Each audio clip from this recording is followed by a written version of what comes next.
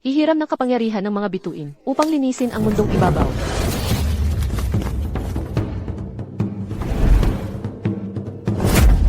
So bulag ka pala.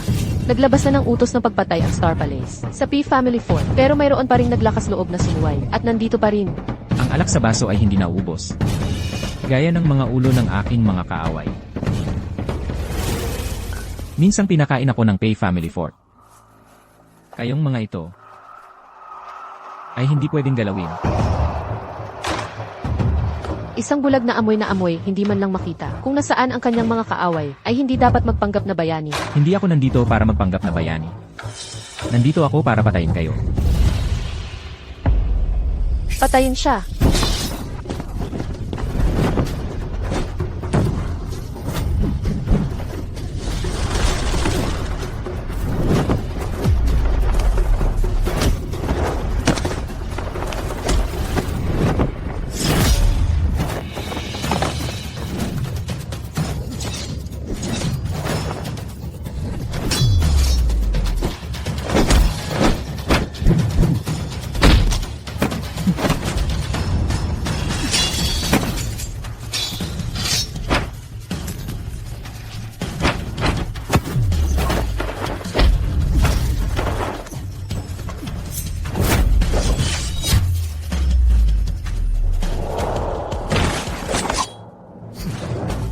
Anong klaseng teknik ng espada iyan?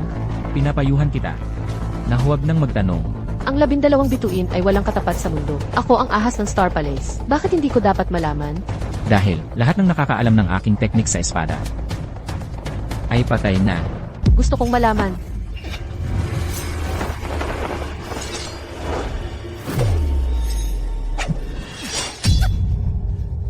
Ang lupit ng iyong teknik sa espada. Isang hangin gabi ang nagkakalat ng mga bulaklak na parang bituin. Sa libu-libong puno, na parang ulan ang pagbagsak.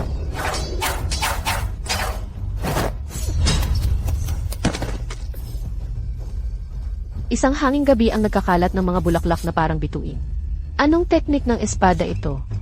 Sino ka talaga? Para sa mga mabubuti sa mundong ito, ako ay nagbibigay ng gantimpala. Para sa mga masasama sa mundong ito, ako ay nagpaparusa. Ako ang nagpapatupad ng hatol ng langit.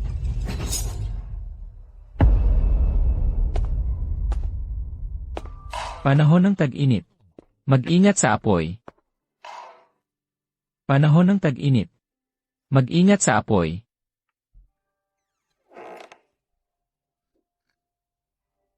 Yunlong, nakabalik ka na. Binibining Few. Anong dahilan ng iyong pagpunta rito? Nandito ang aking ginang ngayon, upang iwaksi ang kasunduan sa iyo. Ikaw na hamak na bantay gabi. Yunlong, huwag kang mag-akala ng mali. Narito ako para putulin ang kasunduan. Wala talaga akong ibang choice. Ang Xingqiu Palace ay mag-issue ng kill order laban sa aking Mingjian Manor. Makalipas ang 3 araw, plano nilang puksain ang lahat sa Mingjian Manor. Walang dapat mabuhay. Kung hindi natin sila mapipigilan, ikaw ay mapapanganib din. Sa nakalipas na 3 taon, ang aking binibini ay nag-alaga sa iyo ng mabuti. Pinanatili ka niya sa Mingjian Manor, bilang isang bantay gabi. Iyon ay bilang pasasalamat sa iyong naunang pagligtas sa kanyang buhay. Ngunit ngayon, ang binibini mismo ay nasa panganib. Paano pa niya masikaso ang isang bulag na tulad mo? Nagkataon lang na, nailigtas mo ang aking binibini. Ikaw na bulag na tanga. Kung hindi dahil sa utang na loob ng binibini, isang palakang tulad mo, ay mag-aakalang makikipagkasundo sa kanya. Nakatambay lang sa Mingjian Manor, kumakain at naghihintay mamatay. Bantay gabi ka na ng 3 taon. Xiaomi, magpakabait ka. Ang Xingqiu Palace ay darating ng buong lakas. Ayokong masaktan ka. Ikaw ay may kapansanan na kung mawalan ka ng buhay dahil dito. Hindi ba't ako ang may pananagutan sa iyong pagkamatay? Ang kasunduang ito, ang pagputol nito ang pinakamabisang paraan para protektahan ka. Binibining Few, hindi ko kailanman sineryoso ang kasunduang ito. Ang Xingqiu Palace ay gumawa ng napakaraming kasamaan. Bagamat ako ay bulag, hindi ako manonood lang habang pinapayagan silang atakihin ang Mingjian Manor. Sa 3 taong ito, ako ay nasa ilalim ng iyong pag-aruga, Binibining Few. Ngayon, panahon na para bayaran ko ang kabutihang iyon. Bayaran ang kabutihan. Anong kabutihan ang mababayaran mo? Sa pamamagitan ng iyong mga bulag na mata, o sa iyong mahina at payat na katawan? Ang 12 constellation ng Xingqiu Palace ay pawang mga master ng martial arts. Sila ay pumapatay ng walang awa. Kahit ang aking Mingjan Manor ay nagsugo ng tawag sa mga bayani mula sa malalayong lugar. Nag-aanyaya ng mga champion mula sa lahat ng dako para tumulong. At ikaw ay isang bulag lang. Ano ang magagawa mo? Mag-empake ka na agad at umalis ka sa Mingjan Manor. Humanap ka ng liblib na lugar para magtago. Xiaomi. Tama po, Binibini. Bulag lang siya. Hindi siya karapat-dapat sa isang hiblaman lang ng iyong buhok. Sinabi ko nang tumigil ka sa pagsasalita. Yunlong. Umalis ka sa Mingjan Manor. Humanap ka ng ligtas na lugar. Mula ngayon, mabuhay ka ng maayos.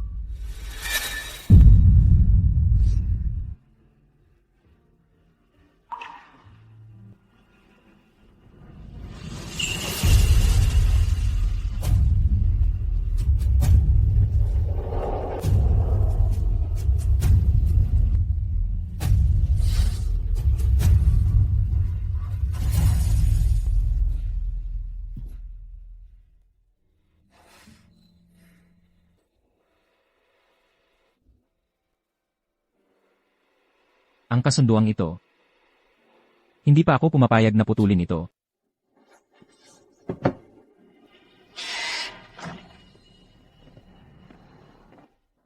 Binibini. Ang iyong Phoenix Hairpin ay ibinigay sa iyo ng dating amo. Ito ay walang katumbas na pamanang pamilya. Napakahalaga. Paano mo lang naibigay ito sa kanya? Sa bulag na walang kwentang iyon. Iniligtas niya ang buhay ko. Paano masusukat sa ginto ang isang buhay na nailigtas? Handa pa nga akong pakasalan siya bilang kapalit. Ngunit sa loob ng 3 taon na yon, hindi siya dumating para pakasalan ako. Binibini. Ikaw ay may mataas na pinagmulan. Ang tagapagmana ng famous Sword Manor. Siya ay isang mahirap, bulag, napalaka. Alam niyang hindi siya karapat-dapat sa iyo. Kaya hindi siya maglakas loob na pumunta. Xiaomi, kung sasabihin mo ulit siya ng ganyan, hindi kita patatawarin.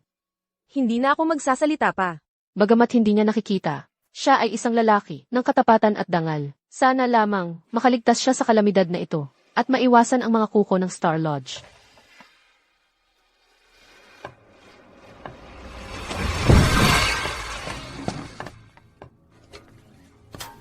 Punishment Guard, mag-ulat. Kami ay nagbibigay galing sa Commander. Ang Star Lodge ay kumikilos ng napakalala kamakailan, malayang pumapatay sa mundo ng martial arts. Ano ang kanilang layunin sa likod nito? Nabunyag na ba ninyo? Commander, kami ay nagsiyasat sa lahat ng dako nitong mga nakaraang araw, at sa wakas ay nabunyag ang ilan sa balak ng Star Lodge. Ang kamakailang paghahari ng Star Lodge ay may suporta ng mga wa. Ang mga wa? Ang mga wa ay laging may ambisyon, nagbabalak na lusubin ang Great Xia upang mapamunuan ang mundo ng martial arts. Ang Star Lodge ay kusang kumikilos bilang kanilang tau-tauhan. Pinapatay nila ang mga master ng Great Xia upang pahinain ang ating lakas, magbukas ng daan para sa pagsalakay ng hukbong wa, isang grupo ng mga taksil na basura. Commander, tungkol sa pagpatay sa yumaong emperador, wala pa rin kaming nahanap na anumang bakas.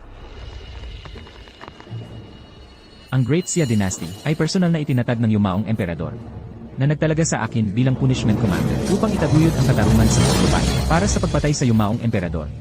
Ako mismo ang maghihiganti. Ipagpatuloy ang investigasyon.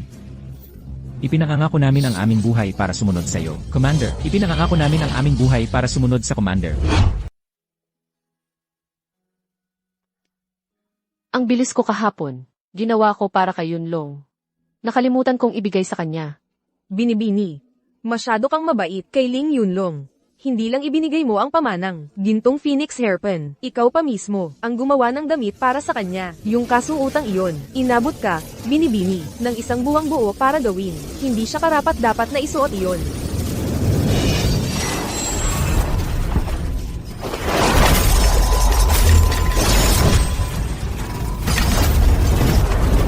Binibini. Sino ka? Ang kapal ng mukha mong pumasok sa aking tanyag na espada manor. Ha ha ha ha. Matagal ko nang narinig na ang dalaga ng tanyag na espada manor, si Fu Qingqiu, ay walang katulad na kagandahan. Ngayong nakita kita. Talaga nga, totoo ang mga chismis. Ah, ha ha ha ha. Ang ganda-ganda. Isang mukhang kayang gumiba ng mga lungsod at kaharian. Sa pagtingin sa'yo, ang matandang baboy na ito ay nabibighani. Ha ha ha ha. Gago ka, tumigil ka sa kalokohan mo. Sino ka? Munting maganda, makinig kang mabuti. Ako ay mula sa palasyo ng bituin. Isa sa 12 bituin, ang baboy. Sa loob ng 3 araw, ang tanyag na espada manor ay gigibayin ng aking palasyo ng bituin. Walang may iwan na buhay. Ang matandang baboy na ito ay narito ngayon ng espesyal para kunin ang isang kagandahan tulad mo, na singganda ng bulaklak at jade. Pabalik sa palasyo ng bituin para hindi ka sa 3 araw mula ngayon mamatay kasama ng tanyag na espada manor at magkaroon ng mabangong jade-like na kamatayan. Sayang na sayang, ang ganda mong mukha. Ha ha ha ha. Masamang demonyo, nangangarap ka. Ang kapal ng mukha mong isipin, na mahipo mo ang aking binibini. Kung kaya ko o hindi, ay hindi para sa iyo magpasya. Ang matandang baboy na ito ang magpapasya. Ha ha ha.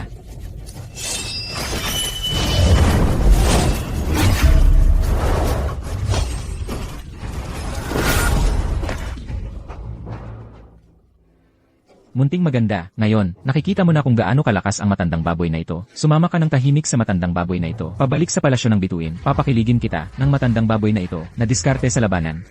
Gagawin kitang parang nasa langit at ulit-ulitin. Ha ha ha ha ha ha. Ubo, ubo. Yunlong, may mga tao mula sa palasyo ng bituin dito. Tumakbo ka na. Ayan. Yunlong, may mga tao mula sa palasyo ng bituin dito. Kailangan mong umalis. Umalis ka na. Binibini. Anong nangyayari? Sa tono ng boses mo, nasaktan ka. Ha, akala ko, nagpadala ang tanyag na manor ng espada ng mga tunay na eksperto. Pero sa huli, isang bulag na bantay lang pala. Sa boses mo, hindi ka galing sa tanyag na manor ng espada. Lenin. Yunlong, Binibini. galing siya sa palasyo ng bituin. Isa sa 12 konstelasyon, si Haizu. Kilala ang 12 konstelasyon sa pagiging walang awa at mabagsi. Pumapatay ng walang habag. Yunlong, kailangan mong umalis. Umalis ka na. Ikaw na walang kwenta, bulag na basura, nasa krisis tayo dito, at nagsasalita ka pa rin ng ganyan. Bakit hindi ka nalang tumakbo, at humingi ng tulong para kay Binibini? Humiling ng tulong. Hindi na yan kailangan. Ako lang ay sapat para patayin silang lahat. Ha ha ha, ikaw papatay sa amin. Ito ang pinakamalaking biro na narinig ko. Isang bulag na hindi makakita ng daan. Walang kwentang basura. Isang walang pag-asang talunan. Isang walang silbing basura. Paano ka nang ahas magsalita ng ganyang kalokohan? At gumawa ng mga maling paratang? Sa harap ni Panginoong Haizu, naghahanap ka ba ng kamatayan? Ikaw na bulag na tanga. Kung alam mo ang mabuti para sa'yo, lumuhod ka. Ngayon din, kung hindi, dadagdagan ko ng ilang butas. Ang ulo mo. Yunlong, Ling Yunlong, nawala na ba ang isip mo? Sino ka ba para magsalita ng ganyan? Wala ka naman kundi isang walang kwenta, na bantay na tinaguyod ni Binibini sa loob ng 3 taon. Walang silbi. Ano ba ang gusto mong patunayan? Nagpapanggap para iligtas si Binibini. Ha ha ha. Yunlong, mabangis ang 12 konstelasyon. Wala silang iniiwang buhay saan man sila pumunta. Walang natitirang survivor. Ako ang haharang sa kanya. Ikaw, umalis ka. Umalis? Ha? Wala nang pag-alis ngayon. Ngayon, makikita ko kung gaano kakaya ang isang bulag na basura tulad mo. Gusto mo akong patayin? Ako ay isang bantay. Pero bukod sa pagiging bantay, minsan mas gusto ko. Ha ha ha. Miss, tingnan mo siya. Nagsasabi pa rin siya ng kalokohan sa ganitong pagkakataon. Baliw na yata yan. Oh, please, laban, sa payat mong katawan. Ako, si Old Pig, sa aking 180 pound, 9-tooth rake, malamang hindi mo pa nga mabuhat yan. Itong bulag na ito, baka naman, nakapag-aral ng walang kapantay na banal na kakayahan sa kanyang mga panaginip at naparito para magmayabang. Gusto mong makipaglaban? Sa tingin ko naghahanap ka ng bagbog. Yunlong, Kinkyu, sa nakalipas na 3 taon, inalagaan mo ako, nang higit pa sa sapat. Ngayon, bibigyan kita ng huling pagkakataon. Siyempre, hindi ito para umalis ka. Ito ay para maglaho ka. Maglaho, sa tingin ko talaga ay, ang kapal ng mukha mo. Itong bulag na ito, walang dalang sandata, at gusto mong magpakabayani para iligtas ang dalaga, may mga tao, nasawa na sa buhay. Yunlong, wala kang sandata. Paano mo sila makakalaban? Umalis ka na dito. Ang espada mo kanina, nahulog doon, di ba?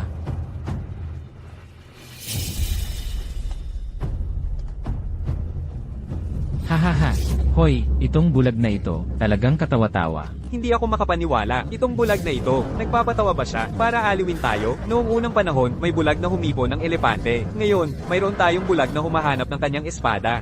Itong walang pag-asa, na walang kwenta, naghahanap-hanap, malapit nang makarating sa impyerno.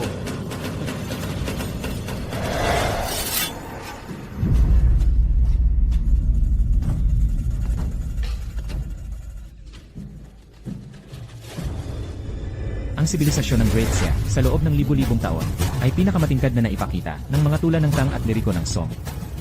Ginagamit ko ang mga tula ng Tang at liriko ng Song bilang gabay. Isinasanib ang mga ito sa landas ng pagpapatalas ng espada. Tinatawag ko ito, ang dakilang sining ng espada ng Xia. Ikaw, gusto mo bang mamatay sa ilalim ng aking teknikang isang tanggulan sa gitna ng libong taluktok o sa ilalim ng isang talon na bumabagsak ng 3,000 talampakan? Tangang bulag ka. Pigilan mo ang drama. Kayong dalawa, hulihin siya, patayin siya.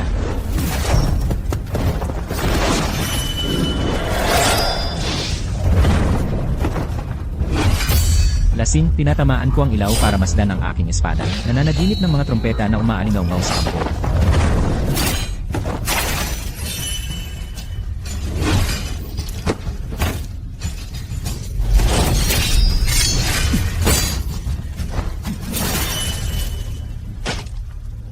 Ang mamatay sa aking kamay ay isang karangalan para sa iyo.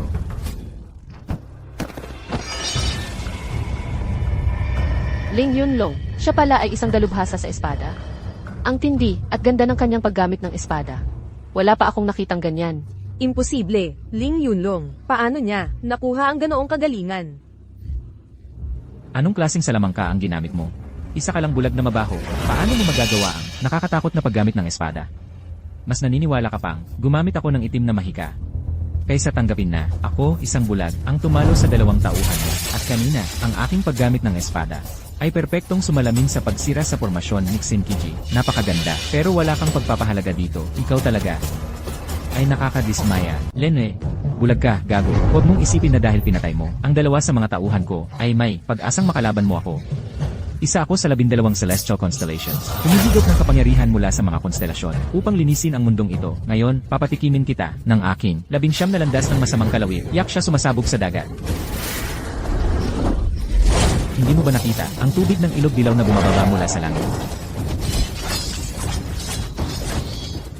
Tumutulin patungong dagat at hindi na muling babalik.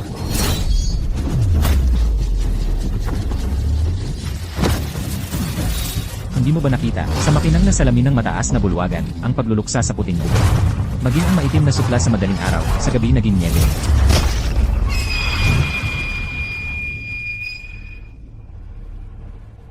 Talagang hindi ko inaasahan na ang bantay gabi mula sa famous Sword Manor ay ganito kalakas. Sa susunod mong buhay, mag-aral kang mabuti. At tunay na pahalagahan ang kapangyarihan ng tula. Isa ako sa 12 konstelasyon, isang pangunahing master ng mundo ng martial arts. Ngunit hindi ako, katapat ng isang galaw mo lamang, pangunahing master ka. Dahil ang lakas mo ay hanggang doon lang. Ngunit ako'y isang pangunahing master. Dahil ang pangunahing master, ang pinakamataas na naririto. Yunlong. Palagi kong naramdaman na hindi ka ordinaryong tao. Hindi ko lang akalain na ikaw pala ay isang master na lubhang nakatago. Ang mga napakagandang teknik ng espada. Hindi pa ako nakakita ng tulad noon. Ni hindi ko pa narinig. Miss, itong Haizu ay palaging ang pinakamahina sa 12 konstelasyon. Ang pagtalo sa kanya ay hindi naman talaga kahanga-hanga. Xiaomi, paano mo nasabi yon tungkol sa kanya? Iniligtas tayo ni Yunlong. Ako, sinasabi ko lang ang totoo. Binibining few. Magpaalaga ka sa mga bangkay na ito. Itapon ng mga ito. May ilang bagay akong asikasuhin. Aalis na ako.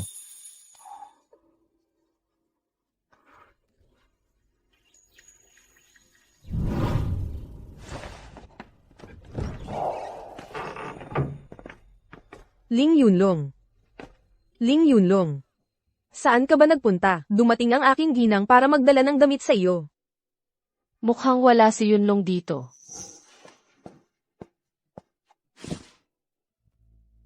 Binibini, bukas, ang palasyo ng Starry Abode ay maglulunsad ng malaking atake. Sa kanyang limitadong kakayahan, hindi siya katapat nila, malamang natakot siya, at tumakas. Ang palasyo ng Starry Abode ay walang awa.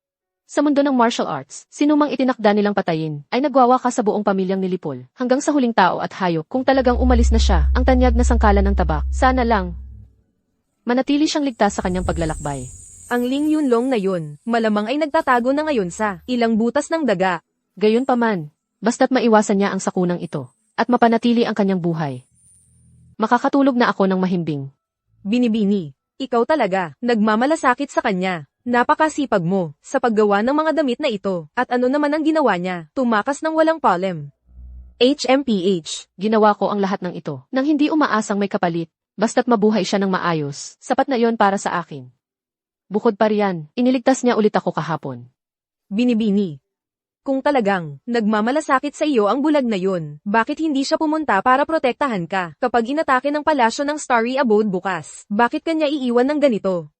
Gayunpaman, nagpadala ng panawagan para sa mga bayani ang Panginoon ng Sangkalan. Maraming eksperto sa martial arts ang darating bukas para tumulong. Hindi natin kailangan ang bulag na Ling Yunlong na yun.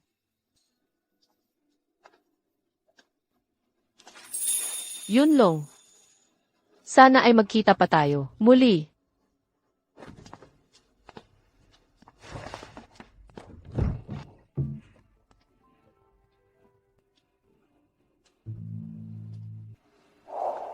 Siya lang, ang tunay na mabait sa akin.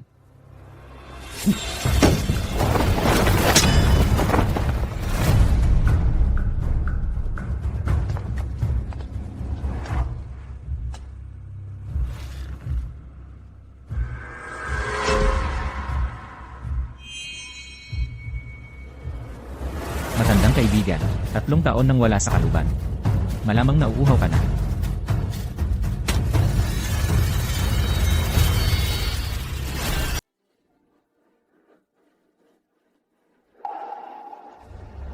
Ginoong Few. Ako si Zhao Meng ng banal na sekta ng Martial. Narito upang mag-alok ng aming tulong. Ginoong Few. Ginoong Zhao. Talagang hindi ko inaasahan na ang palasyo ng bituing kanlungan ay biglang lalakas ng ganito at magiging napakapusok. Nangangahas silang targetin ang tanyag na manor ng espada ng isang utos ng pagpatay. Kami sa banal na sekta ng Martial ay hindi mananatiling walang kibo. Ginoong Zhao, ang pagdating ng banal na sekta ng Martial ngayon ay tunay na isang biyaya mula sa langit sa iyong tulong. Ang tanyag na manor ng espada sa pakikibaka nito laban sa palasyo ng bituing kanlungan ay nakakuha ng mas malaking tsansa ng tagumpay. Hahaha, tayong lahat ay magkakapatid sa mundo ng Martial. Nararapat lamang na sa panahon ng panganib ay magtulungan tayo ng sabay-sabay. Ako, si Fu, ay nag-aalay ng aking pinakamalalim na pasasalamat. Hahaha, Kuya Few, ako si Xiao Yichen ng makalangit na sekta ng espada. Si Xiao Yichen ay dumating tulad ng ipinangako. Kami sa makalangit na sekta ng espada ay nag-aalay ng aming sarili sa espada upang kung kailan ang mundo ng Martial ay humarap sa panganib, ay makapaghugot kami ng aming mga espada upang ipagtanggol ang matuwid na landas. Sa pagkakataong ito, gagamitin ko ang mabangis na mga teknik ng espada ng makalangit na sekta upang tulungan ka, Kuya Few, wasakin ang masamang kayabangan ng palasyo ng bituing kanlungan. Ginoong Xiao, ang iyong personal na pagdating ay ang pinakamalaking karangalan para sa aking tanyag na manor ng espada.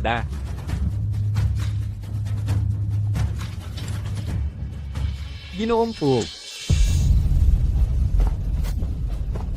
Ang palasyo ng bituing kanlungan ay salot sa mundo ng Martial. Marami ang kanyang mga kasalanan. Sa pagkakataong ito, dahil sila ang lumapit sa atin, ang aking alyansa ng bakal at dugo ay sisiguruhin nilang matutunan na ang mga puwersa ng katarungan ay matalas at hindi mapipigilan. Pinuno ng alyansang Lin. Ang tulong na ito sa aming oras ng pangangailangan mula sa alyansa ng bakal at dugo ay isang bagay na ako, si Fu, ay hindi kailanman malilimutan.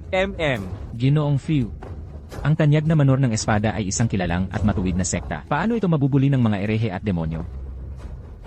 Ang aking lipunan ng galit na lamesa ay tiyak na tatayo kasama ang tanyag na manor ng espada. Sabay na umaabante at umuurong, magkakasamang humaharap sa buhay at kamatayan. Salamat, pinuno ng alyansang Son. Pinuno ng alyansang Son. Engan. Binibini, ang daming pangunahing mga maestro mula sa mundo ng Martial ang dumating. Mukhang ang palasyo ng bituing kanlungan ay walang dapat katakutin. Xiao Mei. Sabihin mo sa akin. Umalis na ba talaga si Ling Yunlong? Siya'y walang kwentang putik lamang, isang bulag na tanggang walang silbi. Nang marinig ang masamang pangalan ng palasyo ng bituing kanlungan, paano siya magkakaroon ng lakas ng loob na manatili at samahan tayo? Mabuti na lang at umalis na siya.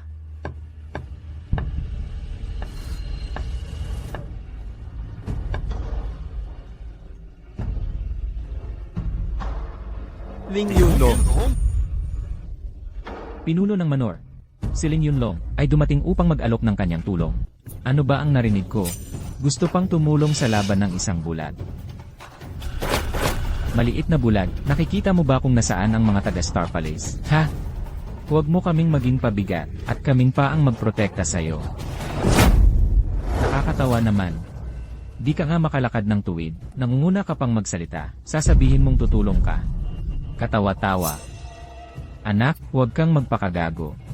Ito'y laban ng buhay o kamatayan. Sa Star Palace, hindi ito bagay na dapat pakialaman ng isang bulag. Humanap ka na lang ng pagtataguan. Huwag kang magpahiya dito.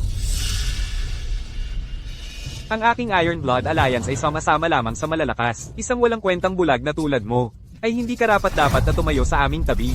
Bulag na gago, nandito ka pa. Akala ko, ay tumakbo ka na, ng malayo. Ling Yunlong, ikaw, di ka umalis? 3 taon na ang nakalipas, nagkasundo tayo sa kasal. Hindi ko naman seryosong tinanggap ang kasunduang iyon. Pero ngayon, pakakasalan kita. Pakakasalan ng aking ginang. Bulag na gago. Naawa lang siya sa'yo. Pinayagan kanyang manatili rito bilang bantay gabi sa loob ng 3 taon. At may lakas ka pa ng loob na humingi ng higit pa. Sinusubukan mo talagang umakyat sa lipunan sa pamamagitan ng pagpapakasal sa aming famous Sword Manor. Ano, ikaw, isang bulag na bantay gabi? Paano ka nagkaroon ng kasunduan sa pagpapakasal sa anak ng famous Sword Manor kay Fu Qingqiu? Qingqiu, ang pinakamamahal na anak ni Ginoong Fu.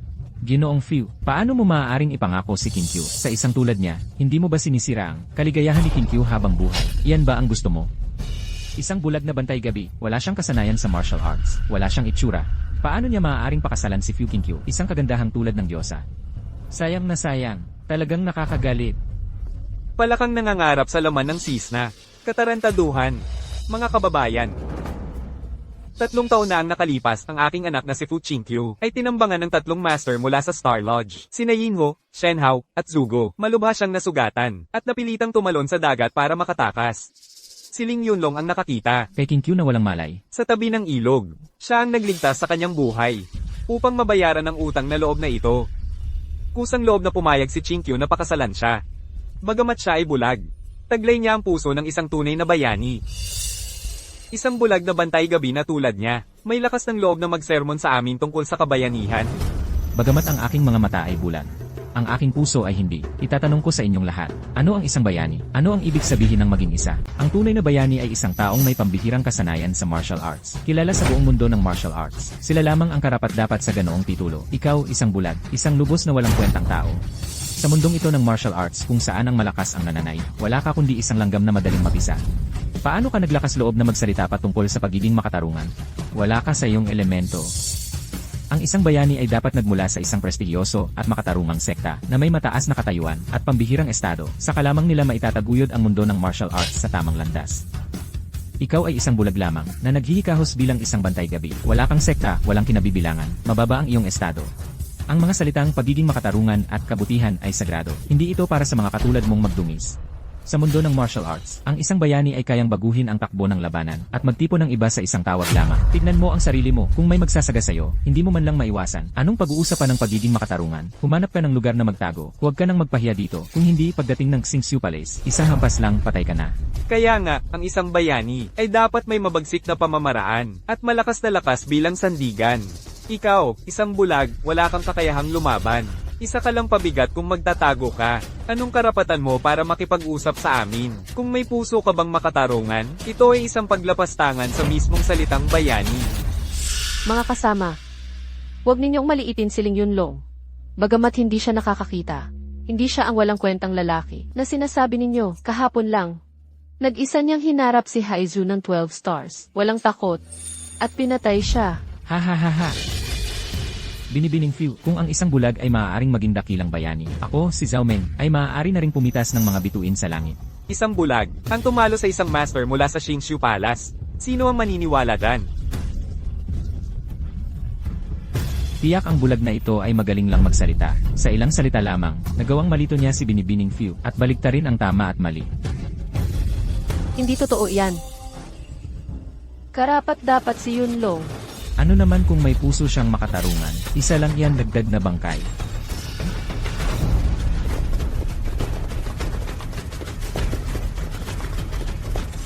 Hihiram ng kapangyarihan ng mga bituin. Upang walisin ang mortal na mundo.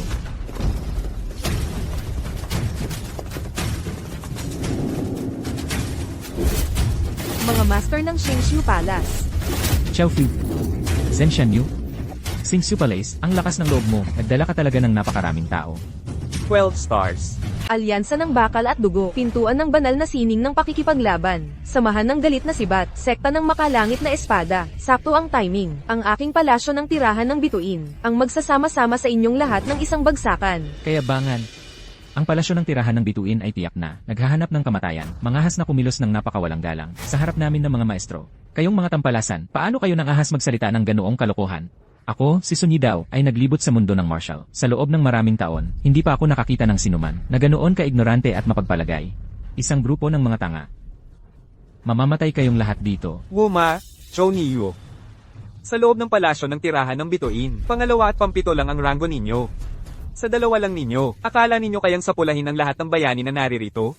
Pangarap lang iyan. Kayo na tinatawag na matuwid na mga sekta, ay pwedeng magsama-sama para magpainitan. Bakit hindi pwedeng ang aking palasyo ng tirahan ng bituin, ay tumawag ng tulong mula sa labas?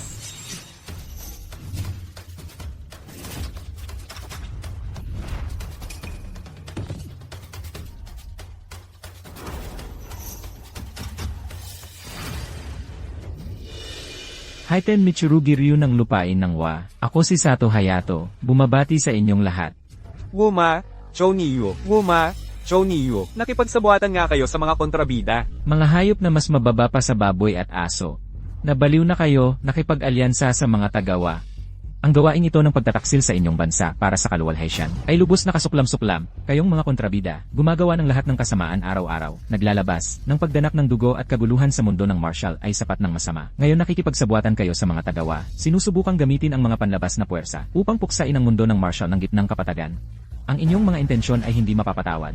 Ang lupain ng Wa at ang aming dakilang Xia ay may malalim na pagkamuhi sa bawat henerasyon. Paano kayo nang ahas makipagsabuatan sa mga tagawa? Magaling palasyo ng tirahan ng bituin. Upang mangibabaw sa mundo ng martial, dadungisan pa ba ninyo ang inyong mga ninuno? Ang mundo ng martial ay malupit, ang tanging tamang landas ay kumapit, sa malakas. Si Sato Hayato, binigyan ng karangalan bilang, ikatlong banal na mandirigma ng espada ng Wa. Ay 100 beses na mas mabuti, kaysa sa inyong mga basurang nagmamalinis. Sa pagsama sa lupain ng Wa, magkakaroon kami ng walang katapusang, kayamanan at kaluwalhatian, naiinggit lang kayo. Mga Ginoo, ang dakilang Xia ay may lumang kasabihan. Ang matalinong tao ay sumusuko sa kalagayan, sumuko sa aming dakilang Wa, at kayamanan at kaluwalhatian ay mapapasa inyo. Ang lupain na ito ng dakilang Xia ay hindi magtitiis ng kayabangan ng Wa, walong hiwa ng galit na sibat.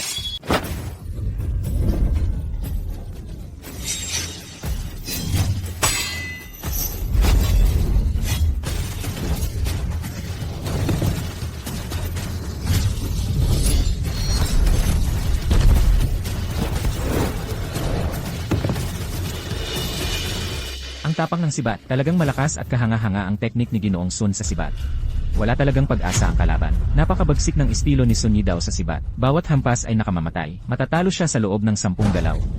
Itong lalaking ito, at naglakas loob pa siyang tawagin ang sarili bilang pangatlong sword saint ng Japan, ang Ferocious Blade 8 Slashes. Hindi man lang siya ng ahas na tumanggap ng isa, ha ha ha. Mukhang itong tinatawag na pangatlong sword saint, si Sato Hayato, ay puro palabas lamang. Mukhang magaling pero walang kwenta sa laban. Miss, tingnan mo. Si Senior Sun talaga ay isang pangunahing master ng martial world, napaatras na sa takot ang Hapones na swordsman. Ang ating Great Xia Martial World ay naglabas ng napakaraming bayani. Bakit tayo matatakot sa iisang Hapons na sword saint? Si Sun Yidao ay hindi kalaban ng Hapons na swordsman. Hoy, bulag ka, ni hindi mo nga makita, nang ahas ka pang magkomento, tungkol sa sitwasyon, malinaw na nakalamang si Senior Sun. Nasa depensiba na, ang Hapones na swordsman, tapos ikaw, nagsasabi ng kung ano-ano, nakakatawa. Sa 3 galaw, matatalo si Sun Yidao.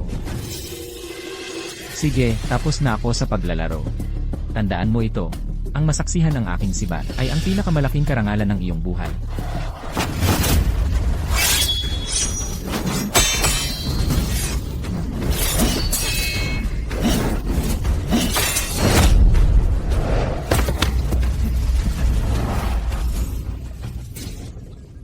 Ano? Ito ba ang Japanese Flying Heaven Sword style? Paano ito nangyari? Ang Ferocious Blade 8 Slashes ni Ginoong Sun, ni hindi man lang ito na-block. Anong klaseng sword technique? Ang Flying Heaven Sword style na ito. Nagpapakumbaba pala ang Hapons na swordsman na ito. Ang hampas na yon, ang lakas at bilis. Paano naging ganito kalakas? Akala ko ayaw niyang makipaglaban dahil hindi siya kalaban. Kaya pala, pinag-aaralan niya ang teknik ni Son Yi daw. Tapos nagbigay ng isang nakamamatay na hampas. Ang taktika at katusuhan ng Hapones na swordsman na ito, nakakatakot iyon. Napakalakas ni Senior Son. Paano siya natalo ng ganito? Masyadong mabagsik ang Hapones na si Bat. Yunlong, paano mo nalaman na matatalo si Senior Son? Ginoong Fiu, ako, si Sun Yi daw, ay naglibot sa mundo ng martial arts sa kalahati ng aking buhay. Ipinagmamalaki ko ang aking walang katulad na husay sa paghawak ng espada. Pero hindi ko inakala na sa harap nitong Japanese Sword Saint ay ganito ako kalayo ang agwat. Ginoong Son, huwag mong sisingin ang iyong sarili. Ang mga Hapones na ito ay tuso at mapandaya. Masyadong mabagsik ang kanilang mga atake na ikaw ay nakalamang kanina ay sapat nang nagpakita ng lakas ng espadahan ng ating dakilang siya. Ang pagkatalo ngayon ay hindi pagkukulang ng iyong kakayahan. Nagmamayabang pa rin. Kayong mga tinatawag na master, sa harap ng dakilang Japanese Sword Saint, ay walang kwentang lahat. Bawat isa sa inyo, nagpapanggap ng mga mabubuting sekta, nagmamalaki sa mundo ng martial arts. Pero kapag nakaharap na sa tunay na master, hindi man lang kayo tumagal ng isang galaw. Lumuhad at magmakaawa ngayon. Marahil, si Lord Sato, ay maaaring patawarin ang inyong kahabag-habag na buhay. Akala ko'y puno ng magigiting na bayani ang dakilang siya. Mga walang katulad na henyo. Sino ang mag-akala? Sa ilalim ng espada ng aking Haiten Mitsurugiryu, bawat isa sa inyo ay wala kundi mga langgam na kayang durugin ng aking mga kamay. Mga kahabag-habag na mahihina. Ha ha ha ha! Sino ang langgam? Ang espada ng aking Heavenly Sword Sect ang magpapakita sa'yo.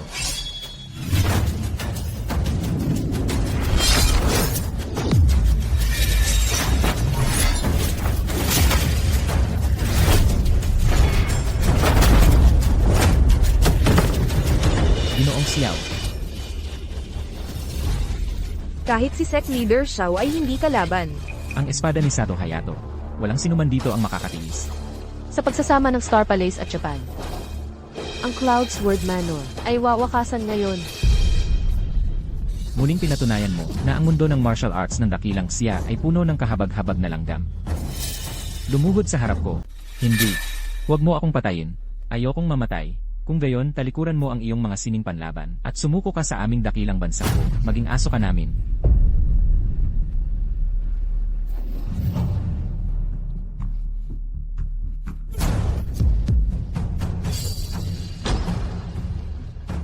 Ang makadiyos na kapangyarihan ni Lord Sato ay yumayanig sa mundo. Ang mundo ng martial arts ng Daxia ay talagang parang mga langgam sa harap mo. Tatalikuran ko ang aking martial arts. Handa akong maglingkod sa iyo ng tapat. Magiging baka o kabayo ako ng walang reklamo. Xiao Yichen, walang hiya ka. Kanina lang at araw-araw bago ito, ang taas ng iyong pagpapanggap na matuwid at marangal. Ngunit sa kritikal na sandali, para lang mailigtas ang sarili mo, gagawin mo pala ang isang bagay, na lubhang walang puso. Paano mo haharapin ang Heaven Sword Sect at ang mga ninuno nito? Isang duwag na takot mamatay. Dinumisan mo ang mukha ng buong Daxia. Sect Leader Xiao, para mailigtas ang buhay mo, ipagkakanulo mo ang Daxia, ang ganyang pag-uugali ay walang pinagkaiba sa mga dumi ng Star Palace. Ano ang pinagkaiba? Hindi mo masasabi ang libro sa pabalat nito. Araw-araw, nagpapanggap kang mataas ang prinsipyo at bertuso, ngunit nang nasa panganib ang buhay, lumitaw ang iyong tunay na kulay. Ang mga taong katulad mo ay hindi karapat-dapat na tawaging isang matuwid na sekta. Wala kang iba kundi isang kahihiyan sa Daxia. Mga tanga. Kayang-kaya kayong lipulin ni Lord Sato nang hindi man lang gumagalaw. Ang kahabag-habag na prinsipyo na iyong pinanghahawakan at ang tinatawag niyong katapatan ay lubos na walang kabuluhan. Hindi niyo alam kung ano ang mabuti para sa inyo. Tatalikuran ko ang aking martial arts. Lumuhod ka at maging aso para sa bansang ko. Iyon lang ang paraan para mabuhay. Ang isang mandirigma ng Daxia ay mas pipiliing mabasag tulad ng Jade kaysa mabuhay bilang isang buong tile. Sa harap ng mga dayuhang mananakop na ito, huwag na nating pag-usapan ang anumang kudigo ng karangalan sa martial arts. Sabay-sabay tayong sumugod, durugin natin ang ito ng pira-piraso.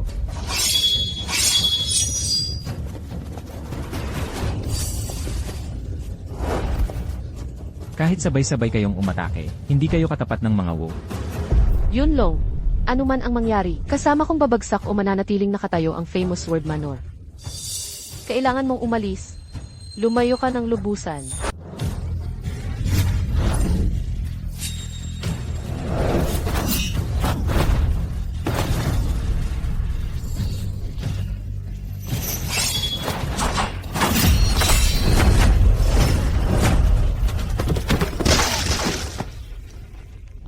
Sinabi ko nang lumuhod ka, tumanggi ka pa. Ngayon nakikita mo na, ang kapangyarihan ni Lord Sato. Hahaha, Kung alam mo lang na ganito ang kahihinatnan, bakit ka pa sumalungat? mga taang nagmamalaki. Gusto mo bang maging aso ng Great Wa? Ang Wa ay karapat-dapat lang maging aso ng Great Sia. Gusto mo bang maging aso ko para sa Great Wa? Ako. Gusto mo bang maging aso ko para sa Great Wa? Ako. Gusto ko. Kung aso ka, sirain mo ang iyong martial arts at lumuhod.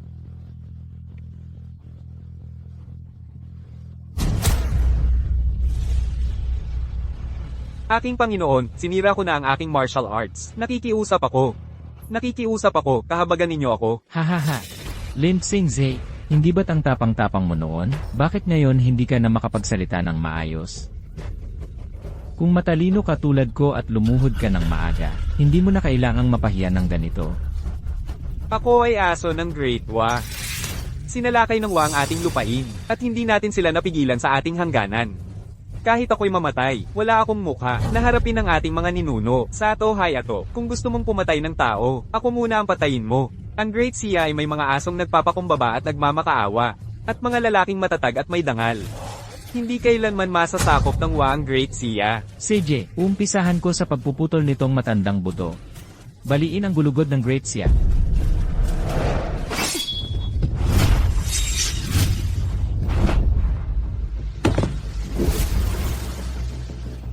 Mga asong Wa, nangahas kayong saktan ang aking ama? Isasama ko kayo sa akin. Magandang babae.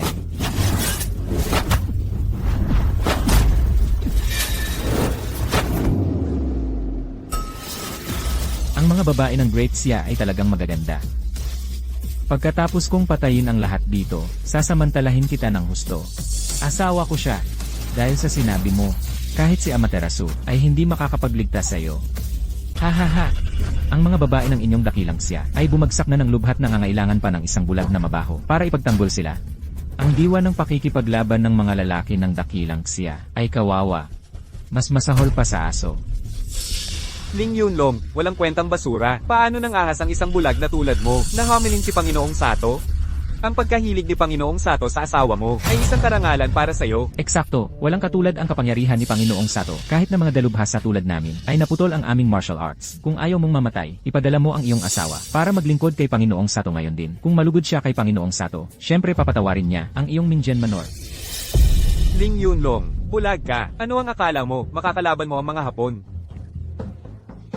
Ikaw, ang Mingjan Manor ay hindi na makakapagtanggol sa iyo. Umalis ka rito. Ikaw na mabahong bantay na bulag, nasa bingit na tayo ng kapahamakan, at nagbabadya ka pa ng katarantaduhan. Gusto mo bang mapatay ang binibini? Sato Hayato, huwag mong pakinggan ang kanyang kalokohan. Hindi ako ang kanyang asawa. Wala akong kinalaman sa kanya. Kung pakakawalan mo siya, ako ay... Bilang isang tunay na lalaki ng dakilang Sia, ako ang kaaway. Kung nandito ako, wala ang kaaway. Kung ako ay mabubuhay sa pamamagitan ng pagtataksil sa aking asawa, paano ako magiging iba sa dalawang asong walang buto sa katawan? Bulag, sino ang tinatawag mong mga asong walang buto? Kung ako ay aso, ang asawa mo ay isang pu. Panginoong Sato, sinuntok niya ako. Gusto ng bulag na itong mamatay. Sinuntok niya ang iyong aso. Bastos, kapag nanakit ka ng aso, dapat mong isipin ang kanyang amo. Mukhang ikaw ay walang respeto sa aming Japanese. Hertzword say, batang lalaki, may kapansanan ka ngunit determinado ka. Talagang kahanga-hanga. Napakalakas ng Hapons na asong ito ni Sato. Umalis ka na ngayon. Huwag mong sayangin ang buhay mo ng walang dahilan. Hanggat nariyan ang mga luntiang burol, hindi maubusan ng panggatong. Umalis ka na, batang lalaki.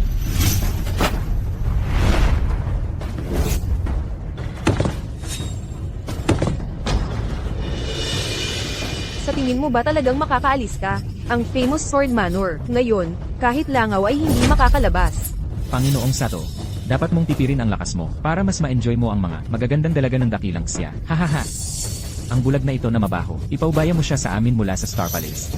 Magaling, pahihirapan namin ng husto ang mangmang at mabahong bulag na ito. Gusto kong malaman ng lahat ang mangyayari sa mga sumusuway sa utos ng aming dakilang Hapon.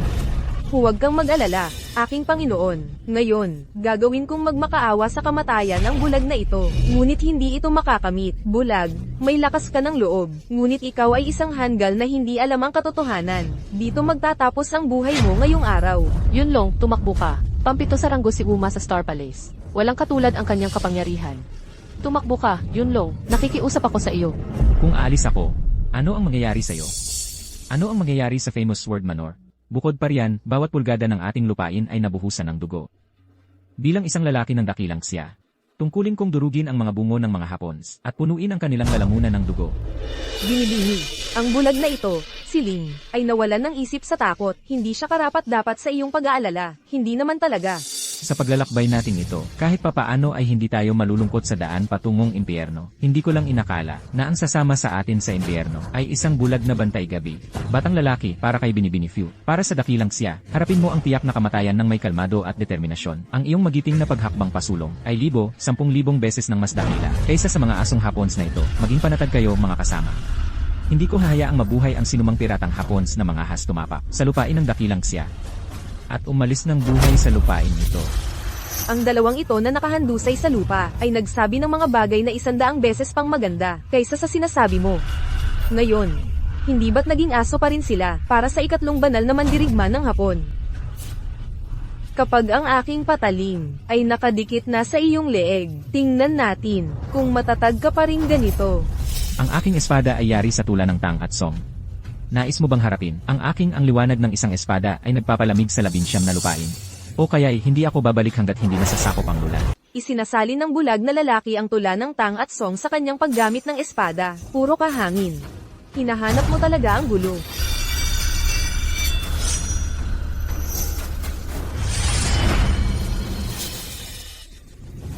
Yunlong, bakit mo ginagamit ang kalawanging espada?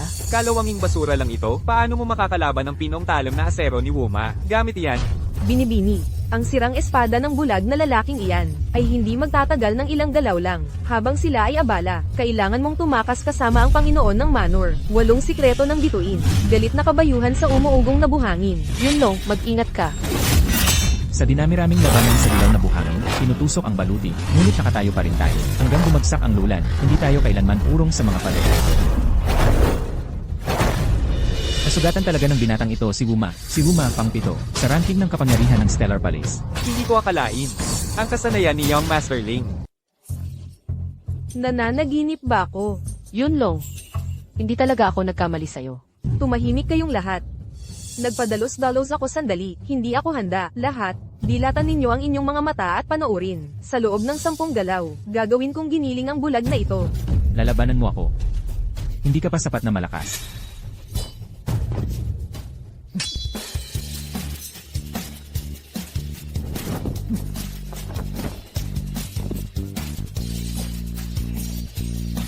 Sampung hakbang, isang patay. 1,000 milya, walang iniwang bakas.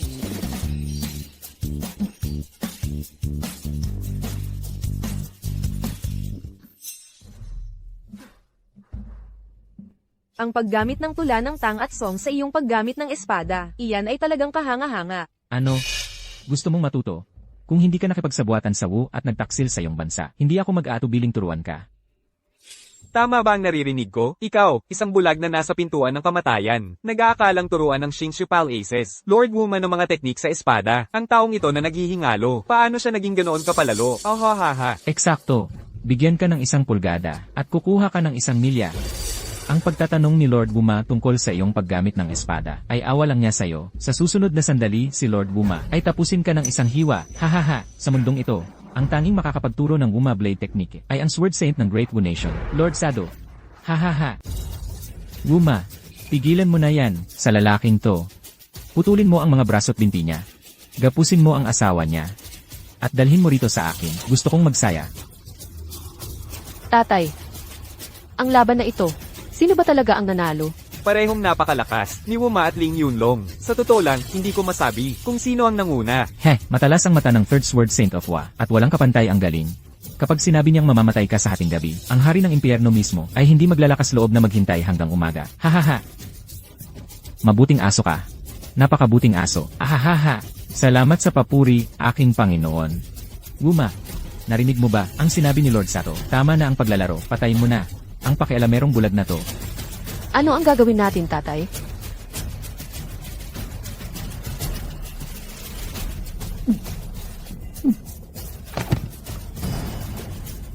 Nani. Mabuti, kanina lang. Kanino mo ba sinabing papatayin mo? Kanina lang. Sino na naman ang sinabi mong kakausapin mo? Impossible.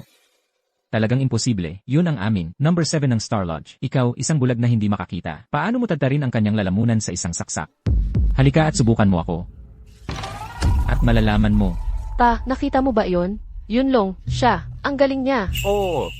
Totoo nga, sa mga kabataan nagmumula ang mga bayani. Kaya pala determinado si Miss Few. Napakasalan si Young Masterling. Tiyak alam na alam niya. Na walang katulad ang espada ni Young Masterling. Walang makakapantay sa kanya. Hahaha, nga. Hindi siya nagsinungaling sa atin. Kasalanan natin na humusga tayo sa itsura noon. Hindi lang talaga natin naniwala. Swertihan lang yun. Tinapos ko lang. Ang Star Lodges. Pang-7 ranggo na si Wuma, yun lang. Ang pangalawang ranggo na si Chonio. At ang pangatlong ranggo na Sword Saint ng Wa, si Lord Sato, ay nandito pa rin. Eksakto. May dalawa pang, hindi matatalong masters na narito. Kahit anong pilit mo, hindi mo mababaligtad ang sitwasyon. May mga mata ka nga. Hindi na sayang ang pag-ampon ko sa inyo bilang mga aso. Tama si Lord Sato. Swertihan lang yon. Si Guma ay naging pabaya at minamaliit ka lang. Bulag na hayop, tapos na to. Mamatay ka na. Nakikita mo ba, Miss, kapag nakaharap sa tunay na malakas, nahayag na ang totoong kulay nitong bulag. Miss Xiaohua, ang matalino ay sumusunod sa kalagayan. Kumbinsihin mong mabuti ang iyong ginang na sumuko sa akin, maaari kitang bigyan ng malaking pagkilala. Ako, si Fuking Q, ay isang tao ng great siya sa buhay, at isang multo ng great siya sa kamatayan. Mas mabuting maging wasak na jade, kaysa buong tile. Sa tingin mo susuko ako sa iyo, isang piratang wa? Panaginip lang yan. CJ, kapag patay na itong bulag na hayop, sino pa ang magpoprotekta sa iyo? Pagdating ng panahon, ikaw ay magiging tapat na maglilingkod sa akin ng nakaluhod. Ha ha ha, bulag na hayop, hindi ba't magaling kang bumigkas ng tula? Bumigkas ka. Bakit hindi ka na bumibigkas ngayon?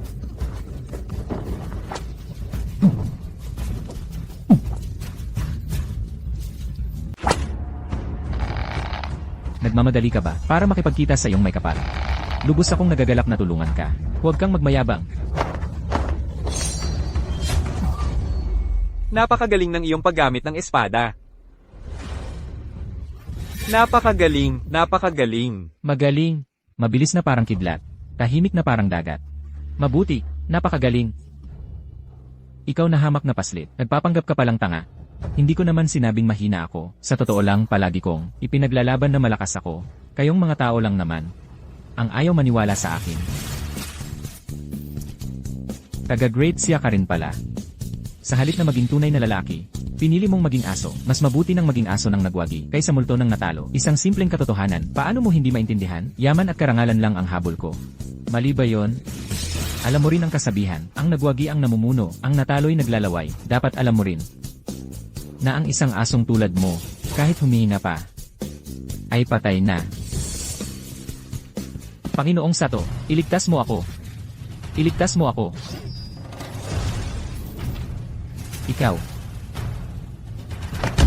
Ang aming dakilang bansang Wa ay nagpapanatili lamang ng mga asong kapaki-pakinabang. Kalahati ka ng walang silbi. Hindi ka karapat-dapat mabuhay. Star Palace. Walang silbi kundi basura. Kayong mga taga-Daxia ay mga insekto lang. Hindi nyo kayang talunin ang isang bulat. Ngayon, ako, ang Sword Saint, ang kailangang umaksyon ng personal. Hapon na asong ulol. Mag-aangas ka pang tawagin ang sarili mong Sword Saint. Huwag mong isipin na ang pagpatay sa ilang asong dala ay nagbibigay sa iyo ng karapatan na magmalaki sa harap ko, ang Sword Saint. Kayong mga taga-Daxia ay mga baboy lang para katayin. Sa harap ng mga makapangyarihang mandirigma ng aking bansa, lahat kayo ay mga langgam lang. Na ako, ang Sword Saint, ay kayang durugin gamit ang isang daliri. Tama na ang salita. Gusto mo bang harapin ang aking? Ang lalaki ay dapat hawakan ang wuhu. O ang aking 5 kontinente na ginugulo ng hangin at kulog. Bulok na bulag. Gaano kakatapang para maging bastos? Sa harap ni Lord Sato, kung ayaw mo na ang Minjen Manor ay mapuno ng mga bangkay ngayong araw, sumuko ka na ngayon din. Tama. Tanggang bulag, lumuhad at magpakumbaba tulad ng aso, ngayon din. Kung gagawin mo yon, baka mapanatili pa ng iyong mga tao ang kanilang kahabag-habag na buhay. Ngunit kung mananatili kang matigas ang ulo, at tututol kay Sword Saint Sato, Wala ni isang kaluluwa. Sa Mingjan Manor ang makaliligtas. Kayong dalawang duwag na aso, nang ahas pang tulungan ng kaaway, at tumahol ng parang mga baliw. Hindi pa ako nakakita ng mga taong walang hiya na tulad ninyo, Batang Bayani Ling. Huwag mong hayaang ang dalawang hapon na asong ito ay makasira sa iyong pusong mandirigma. Naniniwala ako sa iyo. Tiyak na mapapatay mo ang mga demonyong ito.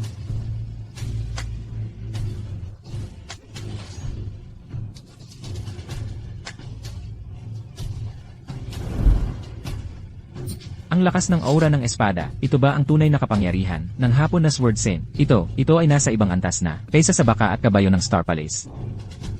Natatakot ako sa pinakamasama. Buwisit. Paano nangyari ito?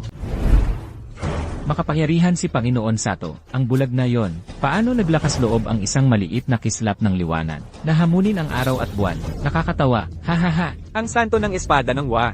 Paano kayang mauunawaan ng mga hamak na langgam na tulad ninyo? Hindi ba't nagsisisi ka na ngayon? Hindi ba't dapat sumuko ka ng mas maaga kay Panginoon Sato? Sayang, wala ka ng oras. Hahaha. Tatay, mag-isip ka ng paraan, bilisan mo.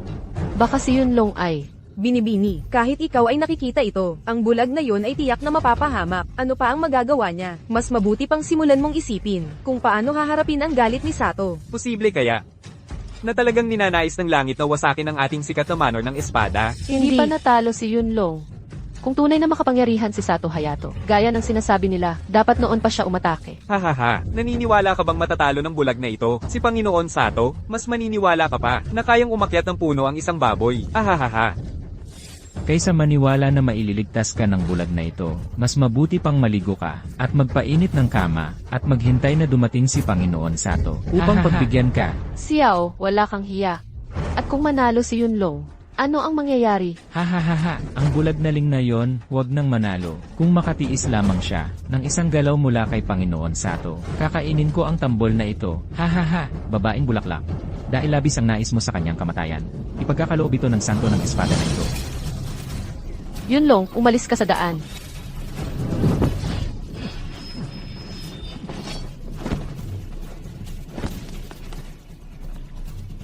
Ito ang Iman Jeng Hong. Tama. Patayin ang lahat ng mananakop. Ibalik ang ating mga ilog at bundok. Man Jeng Hong. Ang ilog na laging pula, tula na naging sining ng taba. Pinupuksa ang mga piratang hapon. Ang galing ng teknikang iyon. Magaling, napakagaling. Ang ilog na laging pula ni Marshall Yu ay nilikha upang patayin ang sinumang manggahas lumusab sa dakilang siya. Nilikha ito upang katayin ang lahat ng asong nang aapi sa dakilang siya, Ling Yunlong. Talagang naibuhos mo ang galit ng mundo ng martial arts ng ating dakilang siya. Magaling. Buong buhay ko'y may hawak na patalin, ngunit hindi pa ako nakakita ng isang napakaganda at napakabagsik.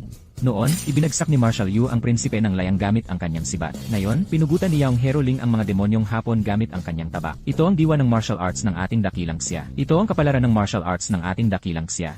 Ang kapal mo. Bulag ka ba? Ha? Hindi mo ba nakikita na si Lord Sato ay sinadyang talunin ang bulag na yon? Sinadyang talunin? Bakit hindi mo tanungin ang amo mong aso? Kung sinadya lang ba niyang talunin yon? Ano pang itatanong, maliban kay Lord Sato, na nagbigay ng isang galaw sa mabahong bulag na yon, wala nang ibang posibilidad. Sinadya man niya o hindi, nakayanan na ni Yunlong ang isang galaw mula sa amo mong aso. Ayon sa kasunduan, Xiao, kainin mo ang tambol na iyon. Walang kakainin. Fu Kinkyu, ikaw ay isang laruan lamang na nagustuhan ni Lord Sato sa isang saglit. Hindi kita kakausapin. Sato Hayato. Ang ekspresyon ng mukha mo kanina, parang nawalan ka ng bait sa takot. Nagustuhan ko yon. Pero, ang dalawang asong alaga mo, hindi ko sila gusto. Lalo na yung pinangalan ng Xiao. Oh, at ano naman yon? Dahil mahilig kayong maging aso, sa susunod na galaw na ito, kung matatalo ka sa akin, papaluhudin mo ang dalawang bagong aso mo at magpatihulog para humingi ng tawad sa aking nobya at tumahol na parang aso. Ano sa tingin mo? Ano ang masasabi mo? Siya, si Xiao Yichen, ay tumalikod sa isang postahan. Ano ang kinalaman ko doon? Putang inang bulag ka. Galit na galit ako sa'yo.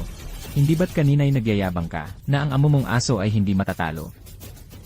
Ano ang problema? Natatakot ka bang tanggapin ang pustahan? Lord Sato, ako ay naging aso mo. Kung luluhod ako sa iba, hindi ba't parang sampal yon sa mukha mo? Huwag mong payagan ito. Ikaw tumahimik ka. Kayong dalawa ay mga asong kalye lamang na aking kinuha dito sa dakilang siya. Upang gamitin bilang aking pusta, ay dapat sapat na upang magdala ng karangalan sa iyong mga ninuno, Xiao Yichen. Gayunpaman, ikaw na mabahong bulag. Ikaw ay matagumpay na nagalit sa akin. Dragon Soaring Flash.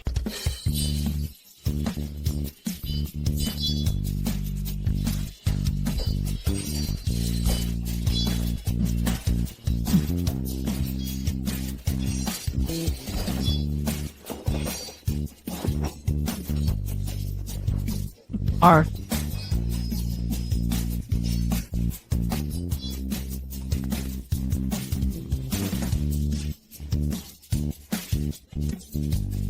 Nasugatan mo ang ikatlong banal na mandirigma ng espada ng bansa ng Wa. Hindi lang kita susugatan. Papatayin kita. Impossible. Ako, ang ikatlong banal na mandirigma ng espada ng bansa ng Wa, ay hindi matatalo. 10 ulong na kidlat. Huwag mong sayangin ang iyong panahon. Baka maputi ang buhok mo sa kabataan. At wala kang maiwan kundi pagsisisi.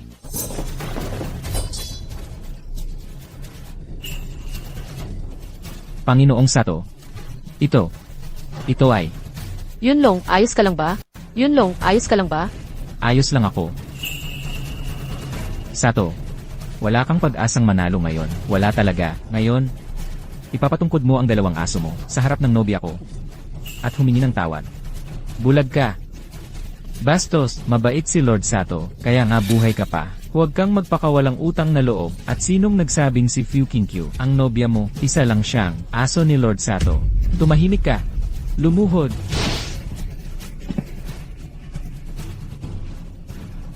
Hala, Tatay, ano nang nangyari? ang Flying Heaven Sword style ng bansang Wa ay may nakamamatay na huling galaw. Ang Heaven Soaring Dragon Flash. Napakalakas ng kapangyarihan nito. Lahat ng makakita nito ay mamamatay. Para mailabas ang galaw na ito, kailangang ibuwis ang sariling buhay. Lahat ng makakita nito ay mamamatay. Hindi ito teknik ng espada ng mundong ito. Kayang patayin ng mga dragon. At kayang patayin ng mga Diyos. Ah, Yunlong, patayin mo na siya agad. Kung hindi, mamamatay tayong lahat. Ling Yunlong, gawin mo na. Baka maging huli na ang lahat. hindi naman siguro ganoon kasama, di ba? Ang galing ni Yunlong sa espada ay hindi matutularan. Ang lolo ko sa Shenwusek at mahigit 100 ng aming mga tiyuhin. Lahat ay namatay dahil sa galaw na ito. Ang Heaven Soaring Dragon Flash. Sabi nila, wala pang nakakakita sa tunay na Heaven Soaring Dragon Flash. Dahil lahat ng nakakita nito ay patay na. Ano? Hahaha, kapag gusto ng langit na wasakin ng isang tao, pinauunang pinag-iinitan ng kanyang isip, tapos ka na ngayon. Hahaha. Bulag na gago. Tingnan natin kung kaya mo to. Ang galaw ni Lord Sato. Hahaha, posible bang buhay pa ang hapon na to? Dahil may kaunting interes pa ako sa Tenshoryusen. Kung gayon, mamatay ka. Ay naku, si Sato ngayon, ang bilis at lakas niya ay tumaas ng 10 beses. Ito ay lampas na sa kayang tiisin ng kahit na sinong tao ngayon. Ang kahihiyan ng Jingkang ay nananatiling hindi napapantayan. Kailan kaya mapapawi ang puot ng ministro? Mamaneho ng karwahe upang wasakin ang daanan ng bundok Helan. Sa matinding determinasyon, kakain tayo ng laman ng mga barbaro. Sa halakhak, uhawin natin ang ating uhaw sa dugo ng Seomu. Hanggang sa tayo'y magsimulang muli. Mabawi ang ating nawalang mga ilog at bundok, at bumalik ng matagumpay sa korte ng emperador.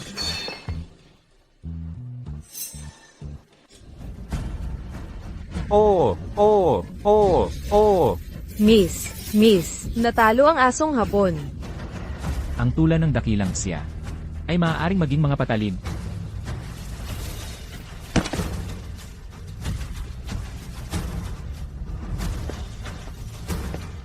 Yunlong, ang galing. Nanalo tayo.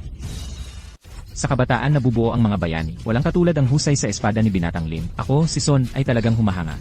Ang tanyag na mansyon ng espada ay karapat-dapat sa pangalan nito bilang nangungunang paaralan ng espada sa mundo. Talagang isang lugar na pinagtataguan ng mga dragon at tigre. Sapat para pangingilabutan ang buong mundo. Hahaha, Pinuno Zhao, hindi ba't sinabi mo na itong si hapon na asong si Sato ay higit pa sa kakayahan ng tao? Kasalanan ko at bulag ako. Hindi ko alam na walang kapantay ang martial arts ni Binatang Ling. Hahaha, alam mo, si Ginoong Fu pa rin ang may mata para sa talento na nakuha niyang kunin si Binatang Ling, isang batang bayani tulad niya. Mukhang ang susunod na pinuno ng alyansa ng Marshall ay walang duda na ikaw, Ginoo. Tama, Ginoong Fu. Maging ikaw man o si Binatang Ling, ang maging pinuno ng alyansa ng Marshall. Ang aking Divine Martial Sect ang una susuporta sa iyo, walang tanong-tanong. Nakakabilib kayo. Ang hamak kong kakayahan ay hindi man lang 10,000 ng kay Binatang Ling. Masyado kayong mabait. Sino ang nagsabing pwede na kayong umalis? Binatang Ling, nagkamali kami. Pakiusap, kahabagan ninyo kami. Mula ngayon, ang Iron Blood League ay nasa ilalim ng inyong utos. Ituring na lang ninyo akong basura, pakawalan nyo ako. Sa palagay mo ba, karapat dapat kang mabuhay?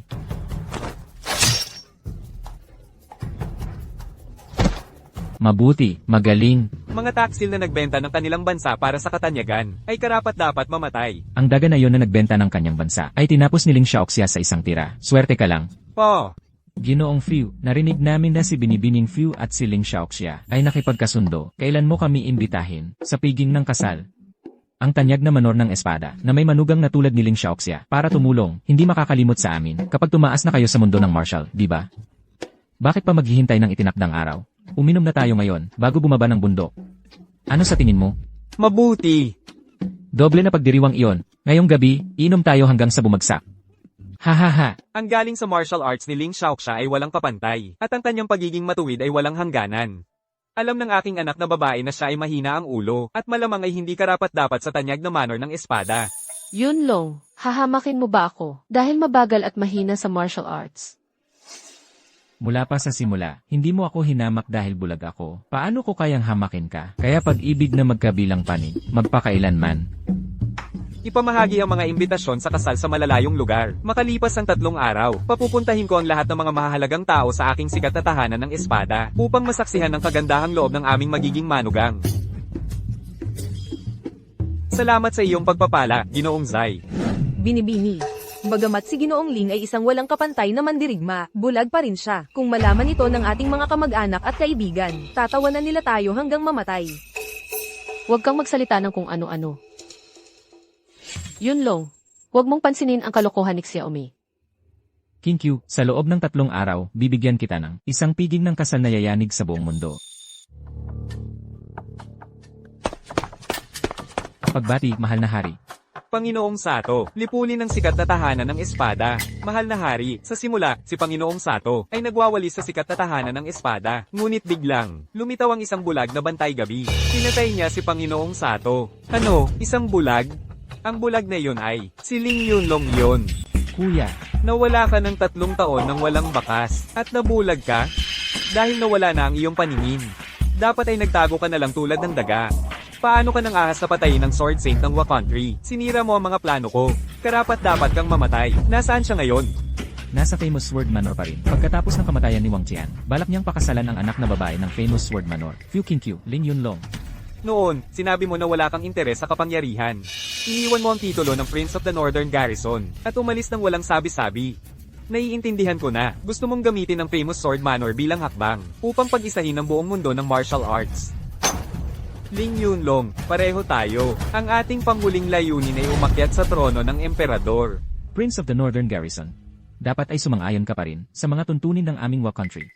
Ang aming Wakountry ay magpapadala ng aming pinakamalakas na mga master upang tulungan kang umakyat sa trono. Mabuti. Sumasang-ayon ako sa lahat ng mga tuntunin ng Wakoko. Mabuti. Ang isang matalinong tao ay nakakaalam kung kailan susuko. Si Chen Peiyuan, anak ng punong lungsod ng Jiangcheng, ay isang kilalang playboy. Dapat mong ipaunawa sa kanya na si Fu Qingqiu ng tanyag na manor ng Taibak ng Jiangcheng, ang nag-iisa at tanging kagandahan sa mundo. Sundin ang utos.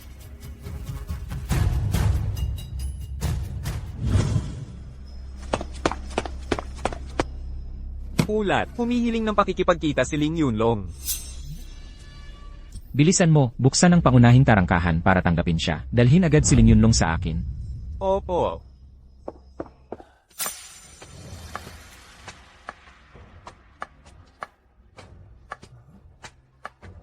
Nagpapakumbaba si Ling Yunlong sa inyong kamahalan. Ling Yunlong, tumayo ka na. Ling Yunlong, 3 taon ka nang nawawala. Nasaan ka ba? Pinahanap kita ng mga gwardyang imperial sa lahat ng dako. Pero wala kang bakas. Ang mga mata mo. Ikaw, ang iyong mga mata, nagdanas ng kapahamakan. At nabulag 3 taon na ang nakalilipas. Noong araw, ang posisyon ng hari ng Northern Garrison ay dapat na sayo. Mahal na hari, si Yunlong ay walang pagnanais sa kapangyarihan o kayamanan, ni hindi ko rin nais na makita ang magkakapatid na mag-awayan. Ang pagpapaubayan nito sa aking nakababatang kapatid na si Ling Yongxiao ay aking sariling desisyon. Higit pa rito, ang yumaong emperador ay nagtalaga sa akin bilang Panginoon ng utos ng parusa. Iyon na mismo ay napakalaking pabor mula sa imperyo. Mabuti. Pumunta ka upang makita kami. Ngayon, may dahilan ba? Mahal na hari, mayroon akong dalawang mahalagang bagay na iuulat sa inyong kamahalan. Magsalita ka. Ang mga makapangyarihang individual mula sa bansa ng Wa ay dumating na lahat sa Great Xia. Malaki ang kanilang ambisyon, malamang na sa loob ng korte, may mga taksil na ministro na tumutulong sa kanila. Pinapakiusapan ko ang inyong kamahalan na maging lubhang maingat. Dapat nating bantayan ang mabangis na ambisyon ng bansa ng Wa. Ipag-uutos namin sa Jinyiwei na imbestigahan ng lubusan. Ang pangalawang bagay ay tungkol sa akin at sa anak na babae ng famous sword manor, si Fu Qingqiu. Nagkaroon kami ng pagmamahalan. Mapagpakumbaba kong hinihiling ang basbas ng inyong kamahalan para sa aming kasal. Kapag ikaw ay formal nang nag-alok ng kasal, ipagkakaloob namin sa iyong nobya ang isang marinal na prosesyon ng kasal. Isang koronang phoenix na hinabing may gintong sinulid at mga perlas mula sa Southern Sea. Titiyakin namin na malaman ng buong mundo na ang aming general ng Northern Garrison ay walang kapantay sa ilalim ng langit.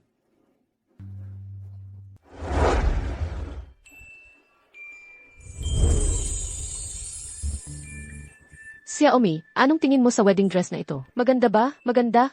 Napakaganda. Hindi mo alam kung gaano ito kaganda. Ang ating dalagang amo ay dati nang maganda na parang diwata. Ngayon, sa wedding dress na ito, wala nang mas hihigit pa sa kagandahan niya. Sayang lang at hindi ito makikita ng bulag na yun. Inay, hayaan ninyo po akong magpaliwanag. Pakiusap, hayaan ninyo po akong magpaliwanag. Inay.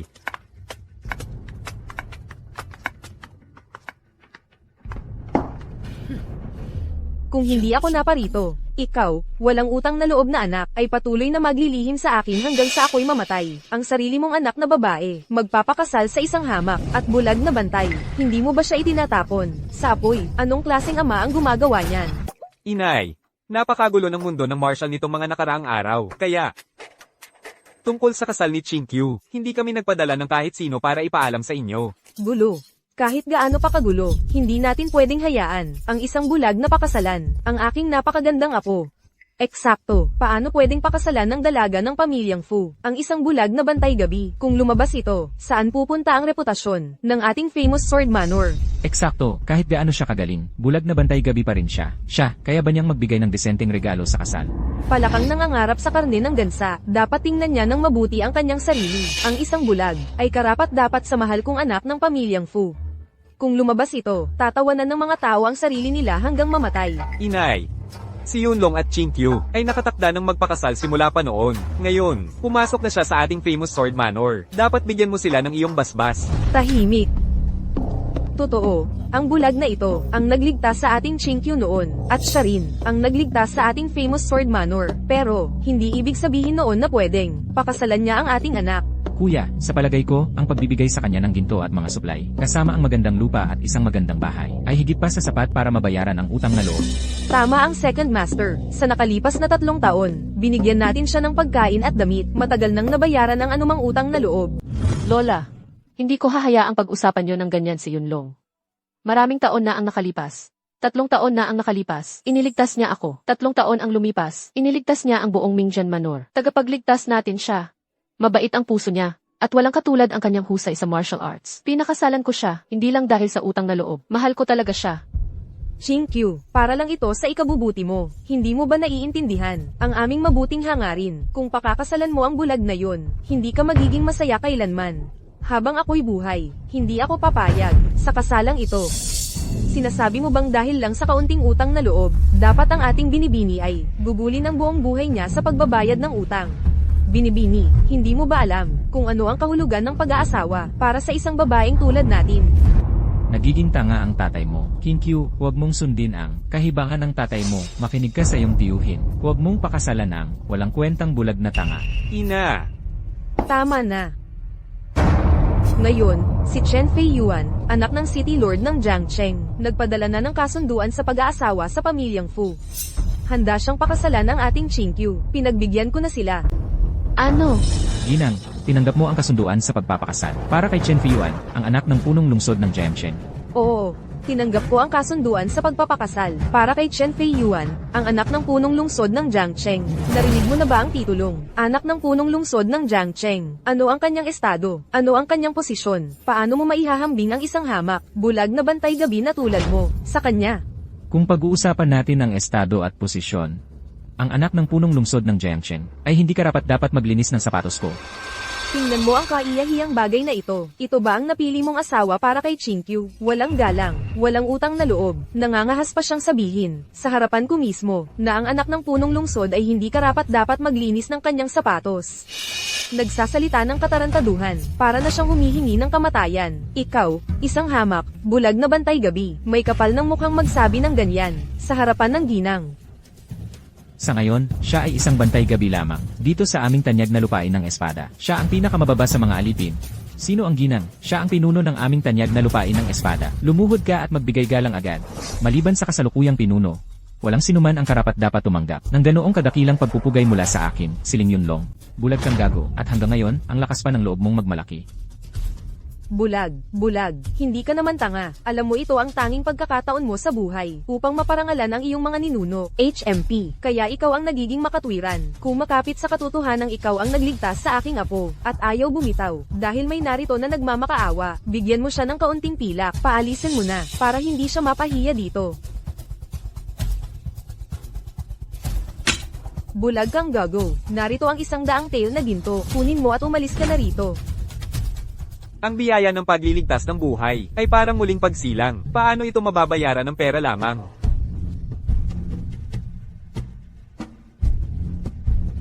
Lola, gusto ko talagang pakasalan si Ling Yunlong.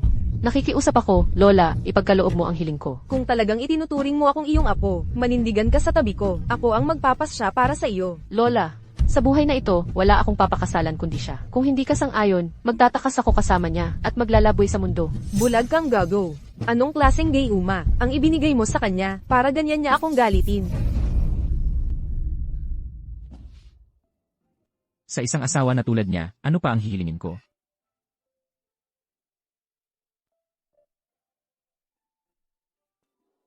Huwag kang mag-alala. Hindi kita hahayaang maglakwat sa mundo, kasama ko. Sa halip, gagawin kong ipagmalaki ako ng buong Pamos Sword Menor. Proud of me. Katarantaduhan.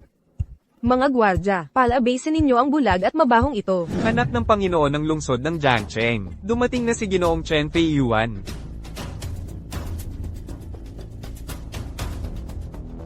Narito na si Ginoong Chen. Pinaparangalan kami ng kanyang pagdating. Isang karangalan para sa aming munting Sword Manor.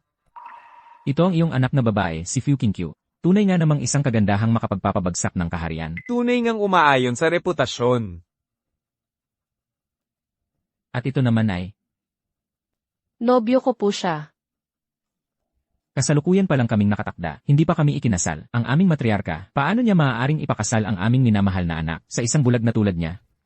Tama, ang isang babaeng may walang katulad na kagandahan tulad ni Fu Qingqiu, paano siya maaaring itambal sa isang karaniwang bulag lamang? Eksakto.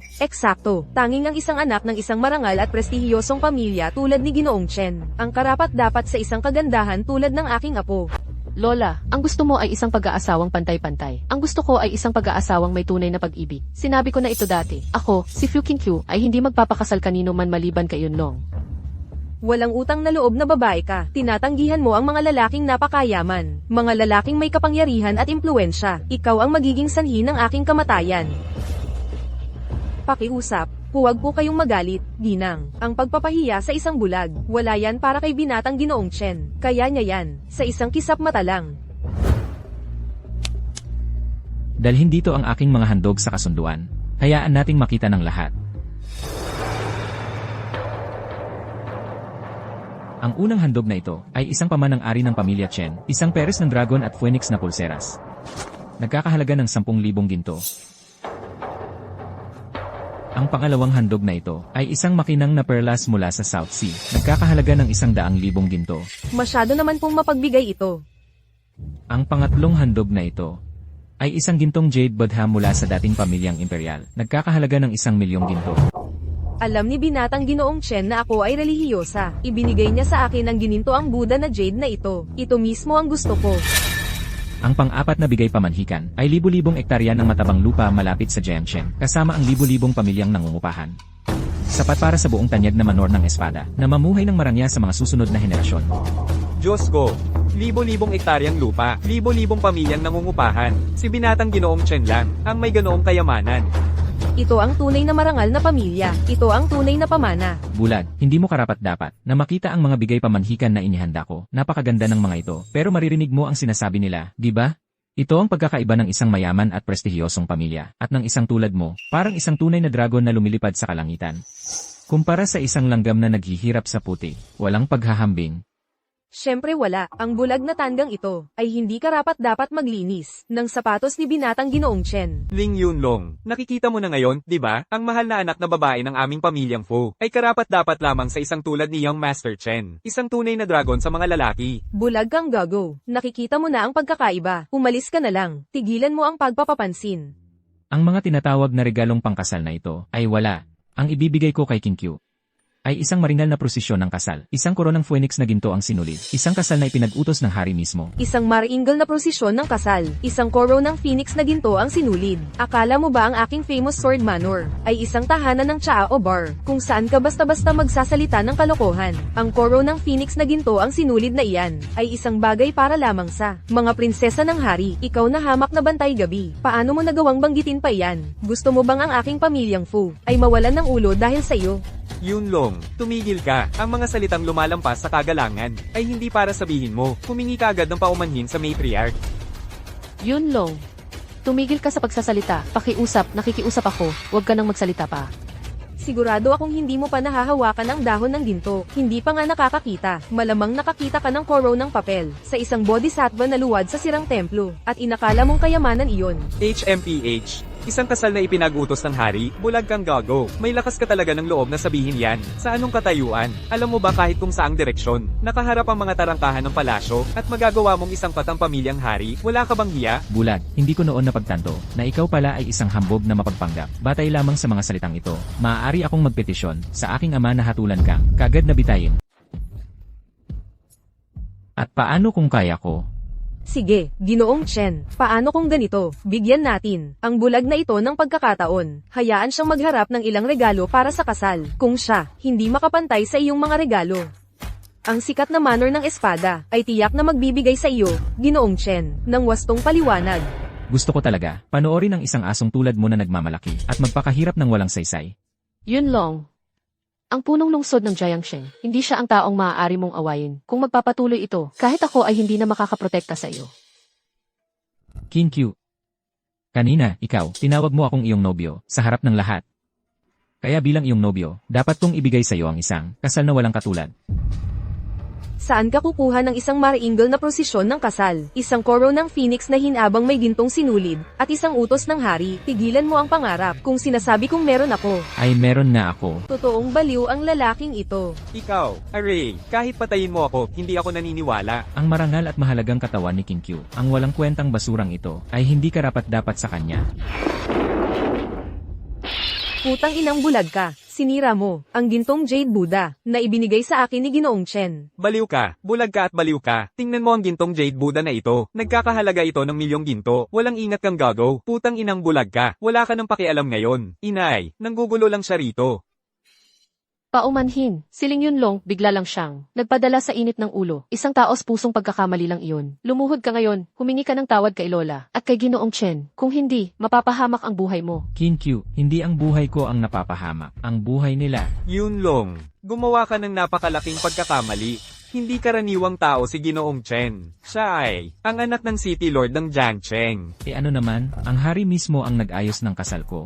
Ang katayuan ko ay lampas sa kanyang imahinasyon. Ikaw ay isang bulag na bantay lang. Anong katayuan ang maaari mong taglayin? Maaari bang mas mataas kaysa sa katayuan ko bilang City Lord ng Jiangchen? Mas marangal, talagang gusto mong mamatay. Ikaw mismo ang gumagawa ng libingan mo. Ngayon, papatayin kita. Yunlong, ano ba ang iniisip mo? Nandito ka pa rin, nagsasabi ng kung ano-ano. Ano ba ang dapat kong sabihin sa'yo? Nainsulto mo ang binatang si Ginoong Chen ng ganoon. Hindi natin ito palalampasin, mga gwardya. Una, gusto kong baliin ang mga binti ng bulag na ito na marumi. Parehong binti, baliin ninyo. Lola, pasensya na po. Humihingi ako ng paumanhin para kay Yunlong. Pasensya na po, talagang pasensya na po. Pakiusap, kahabagan ninyo po siya. Qin Q. Tumayo ka ngayon din. Hindi ka dapat lumuhod. Kung may dapat lumuhod, sila ang dapat lumuhod sa'yo. Ang kapal ng mukha mo, may lakas ka ng loob. Ako ang pinuno ng pamilya Fu. Paano ako luluhod sa isang bulag na tulad mo? Ang pagluhod sa akin ay isang karangalan para sa'yo. Aray, ang tigas ng ulo ng baboy na ito. Isang bulag na tanga na hindi takot sa kumukulong tubig. Ako, Poong may-ari ng mansyon, may malaking grupo ng mga tao sa labas. Nakahanay ang kanilang daladalahan, umaabot ng milya-milya. Sabi nila, ito raw ay mga bigay kasal para sa binibini. Daladalahan na umaabot ng milya-milya. mga bigay kasal. Kaninong grupo iyon? Kagalang-galang na pinuno. Ito po ay ang Jiniwei. Ang Jiniwei ay ang gwardiyang imperial. Paano kaya yun posible? Sigurado ka bang tama ang nakita mo? Ang mga uniforme ng Gwardyang Imperial ay natatangi at prestigiyoso. Hindi ako magkakamali, Ginoo. Ang Gwardyang Imperial. Impossible. Paano kaya nawala akong natanggap na abiso? Qin Q, nangako ako sa iyo ng kasal na walang katulad sa buong bansa, maging ang utos ng hari para sa kasal. Hindi ko inakala na magiging ganito itong komedya. Sa buhay na ito, titiyakin kong ikaw ay magkakaroon ng isang dakilang kasal. Hahangaan ng lahat. Dumating na ang Gwardyang Imperial. Ang tahanan ng sikat na espada. Malugod po namin kayong tinatanggap, mga pinunong sugo. Ang komandante ng Gwardyang Imperial, si Luo Jiao, ayon sa utos ng kanyang kamahalan, ay narito para kinaling Yunlong at Fu Qingqiu upang magkaisang ikasal. Ipinagkakaloob namin ang mga handog para sa kasunduan. Ang unang handog, isang koro ng gininto ang phoenix. Ang pangalawang handog, isang perlas na nagliliwanag sa gabi mula sa katimugang dagat. Ang pangatlong handog, ang ari-arian na tahanan ng dragon sa labas ng kabisera.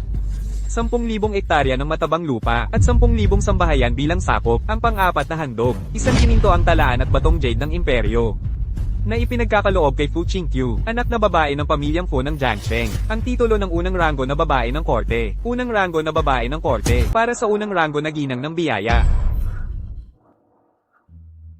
Noong nakaraan, bulag ako, at hindi ko nakilala ang isang tunay na dragon sa mga tao. Pamangkin, Tiyo, mula nang unang makita kita, alam kong ikaw ay hindi ordinaryong tao. Kasalanan ko ang pagsalita ng masakit, mangyaring patawarin mo ako.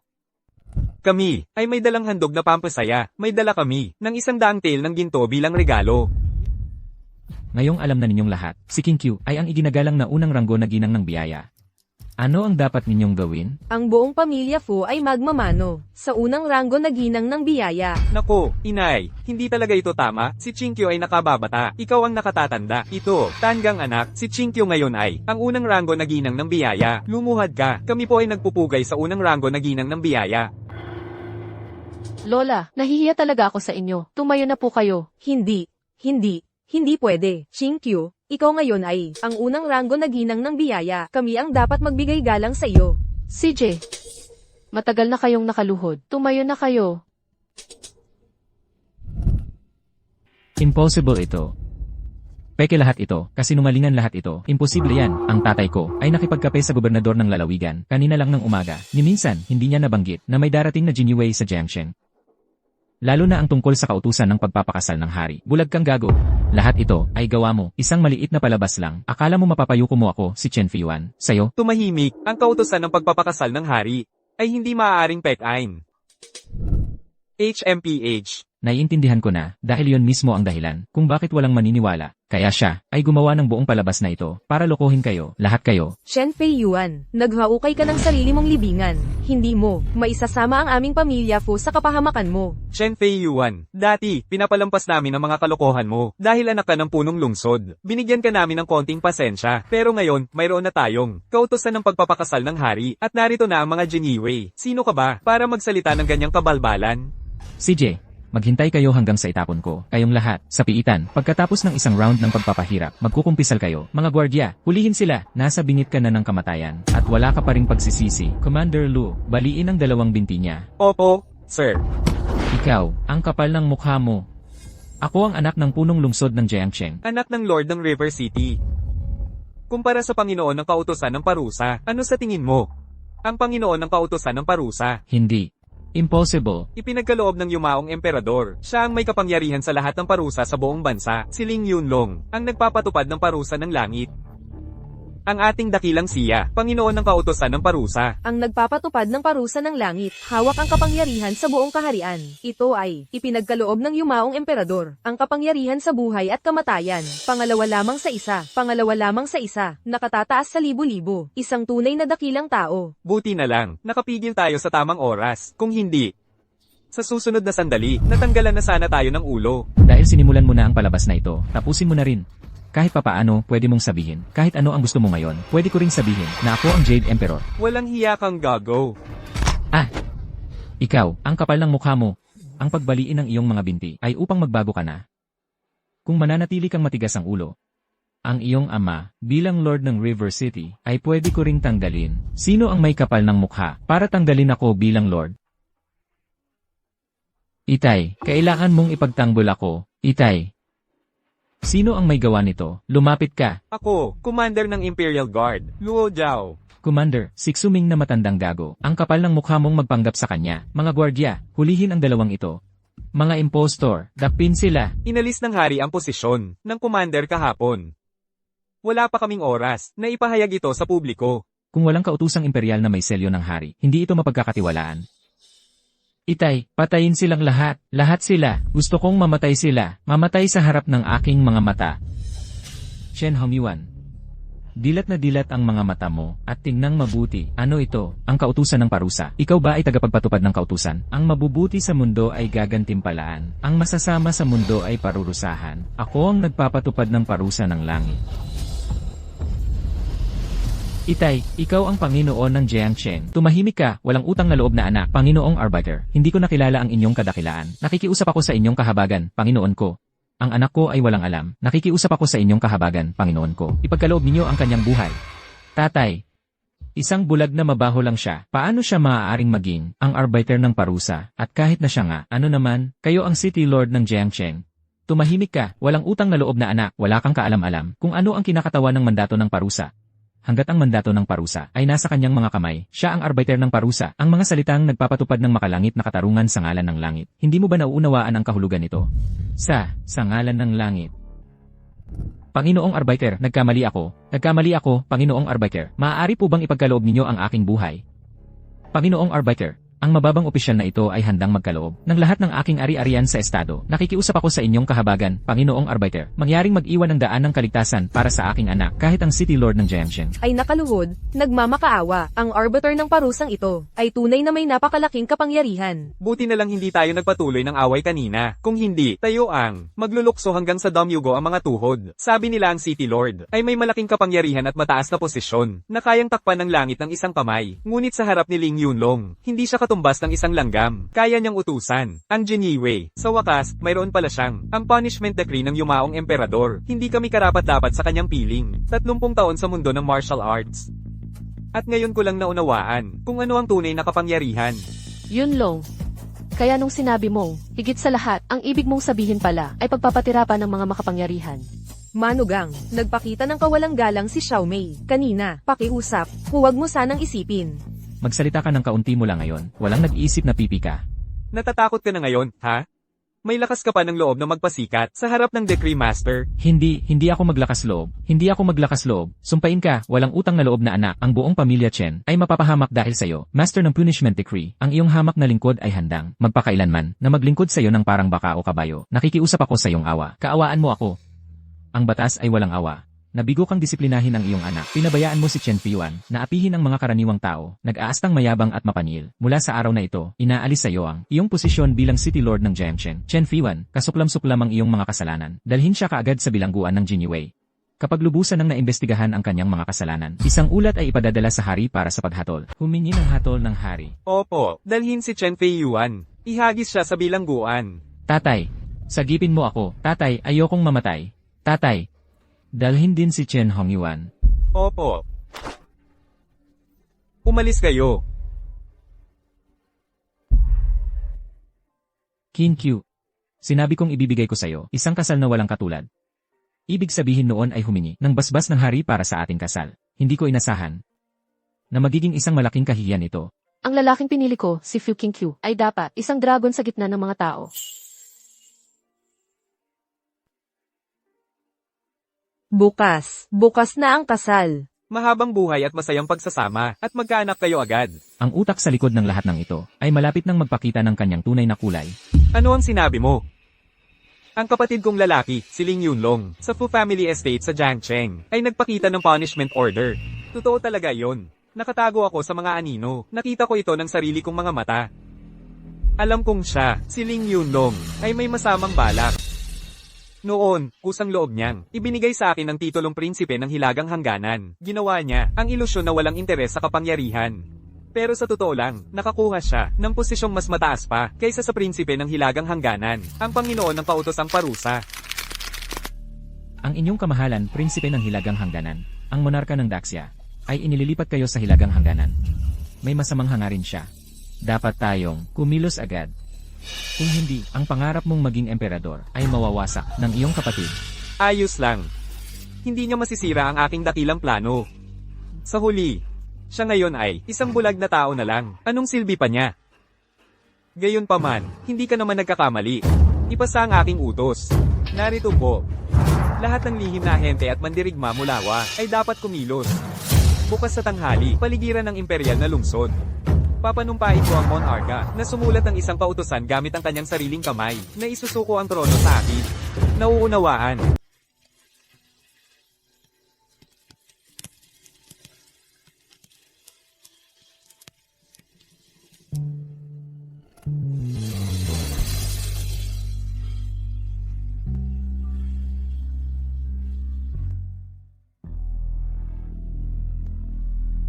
Yunlong, ang ganda sa ilalim ng belo. 3 taon kong hinintay ito. Mula ngayon, ako na ang iyong asawa sa harap ng batas. Kasalanan ko na pinaghintay kita ng napakatagal. Ano yon? Commander, ulat po.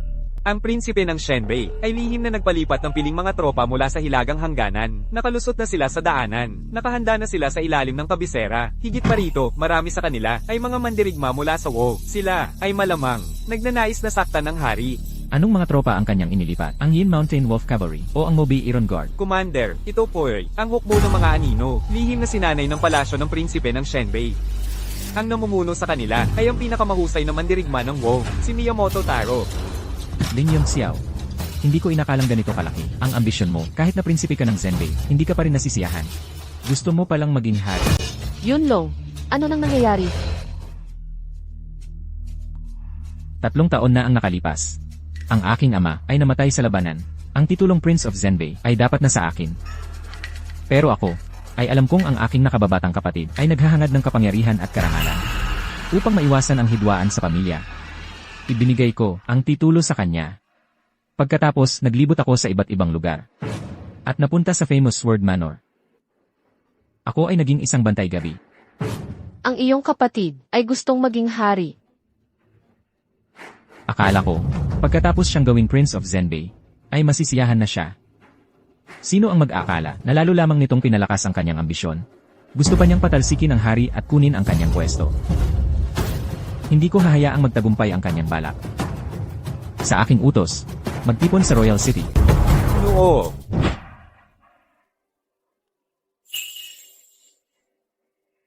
Qin Q. May mahalagang bagay akong kailangang asikasuhin. Alam ko. Sige, gawin mo ang dapat mong gawin. Maghihintay ako sa iyo sa tanyag na lupain ng tabak. Maghihintay ako sa iyong pagbabalik. Sandali.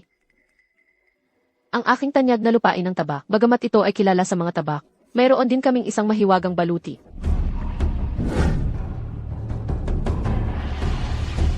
Ang mahiwagang baluting ito ay ang pinakamamahal na pamana ng aming tanyag na lupain ng tabak, ang baluti ng ungol ng dragon. Kapag isinuot mo ito, magiging ligtas ka sa mga tabak at palaso. Noong mga nakaraang taon, aking lolo ang gumamit nito upang hadlangan ang 12 palaso. Ngayon, magagamit mo ito upang hadlangan ang mga balak at pakana ng iyong kapatid. Maghihintay ako sa iyong ligtas na pagbabalik. Palagi. Hihintayin kita palagi. Sa buhay na ito. At sa susunod. CJ. Babalik akong ligtas, pangako. Hintayin mo ako.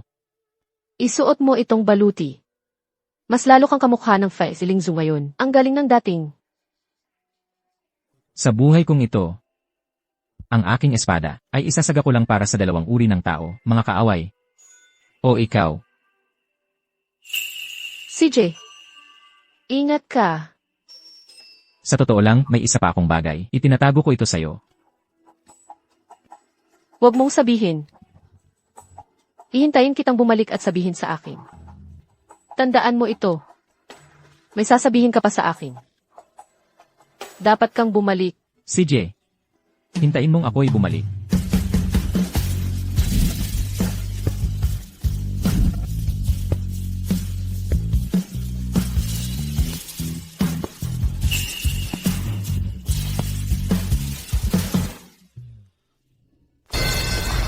Sino yan? Lord Miyamoto. Nagpadala na ako ng maraming eksperto para paligiran ng palasyo. Ang palasyo ay aasa sa inyong dalawa. Ngayong araw, sinumang maglakas loob na humadlang sa daan ng kanyang kataas-taasan ay mamamatay. Mabuti.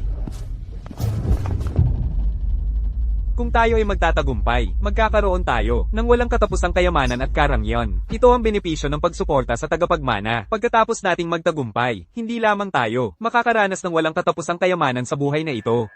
Maging ang ating mga anak at mga apo ay makakaranas ng walang katapusang kayamanan. Nakakalungkot lang na wala kayong mga anak o apo. Sino? Sino yan? Ako. Sino ang tanga? Na hindi alam kung sino kami. Kami ay mula sa 12 constellations, Rooster at Dog. Ang 12 constellations. Si Lin Yunxiao ay umabot pa ng pag-recruit ng ganitong klaseng basurang mababang uri sa kanyang hanay. Akala ko ay isang martial arts master. Sa halip, isang bulag pala. Isang bulag? Bulag nga siya. Alam ko na, nakita na kami ang 12 constellations at naglakas loob ka pang maging ganoon ka palalo. Palalo, hindi mo ako kilala. Hindi mo alam na kadalasan, mas palalo pa ako kaysa rito. Sabi ko na nga ba, ang tapang mo namang magmalaki. Sa harap naming 12 tagapagbantay ng langit. Nagmamalaki. Hindi mo alam kung sino ako. Hindi mo alam na kadalasan, mas malala pa ang pagmamalaki ko kaysa rito. Gusto mo yatang mamatay. Sino ka ba? Ang pagpatay sa'yo. Parang pagpapatay lang ng langaw.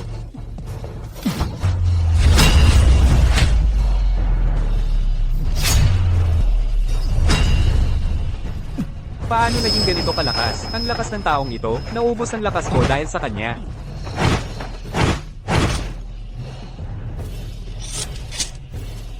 Yuji! Yuji! Anong ginagawa mo dyan? Patayin mo na siya. Hindi niya ako kayang patayin. Sa halip, patay na siya. Kalokohan. Ang galing ni Yuji sa martial arts ay isa sa pinakamagaling. Sa buong Jiangho, paano mo magagawang patayin siya kung bulag ka? Yuji! Anong nangyayari? Yuji! Yuji! Yuji! Pinatay mo talaga siya. Sinabi ko sa'yo na gagawin ko. Pero hindi ka naniniwala sa akin, kaya ang susunod na mamamatay ay ikaw.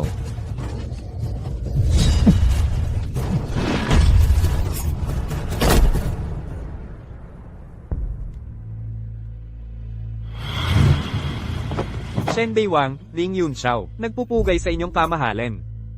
Zenbei Wang. Hindi ba't inutusan kita na maggarison sa hilagang hangganan? Bakit ka biglang bumalik? Nanganganib ang buhay ko sa pagsasalita, mahal na hari. Ang aking kapatid, si Ling Yunlong, ay lihim na nag-imbak ng isang token ng parusa sa isang walang ingat na pagtatangkang ibagsak. Ang mismong pundasyon ng Daksha. Katawa-tawa. Muntik na niyang ibuwis ang buhay para protektahan ako. Buong puso siyang naglingkod sa Daksha. Mamamatay siya para sa kaharian nito. Paano niya ito maaaring ipagkanulo? Higit pa rito, ang kanyang token ng parusa ay ipinagkaloob ng yumaong emperador. Hindi ito lihim na inimbak. Nakikiusap ako sa inyong kamahalan na maglabas agad ng kautusan upang ipapatay si Ling Yunlong sa pamamagitan ng libong hiwa. Prinsipe ng Hilaga, ano ang ibig mong sabihin? Ipinapahiwatig mo bang ako, ang emperador, ay dapat, batay lamang sa iyong salita, ay walang habas na papatay sa mismong mga haligi ng estado? Mahal na hari, pinakamabuti kung susundin mo ang sinasabi ng prinsipe na ito. Ling Yunxiao, ano ang balak mong gawin? Mahal na hari, ang gusto kong gawin ngayon. Hindi ba halata? Gusto ng prinsipe na ito ang iyong trono upang maghari sa lahat sa ilalim ng langit. Ikaw na ang pinakamataas na pinuno. Nais mo pang agawin ang trono. Monarka ng dakilang Xia. Lahat ng gwardiya sa palasyo ay naalis na. Ipinapayo ko sa iyo na sundin ang utos ng prinsipe ng Hilaga. Kung hindi, ang katana kong ito ay madudumihan ng dugo ng monarka ng dakilang siya.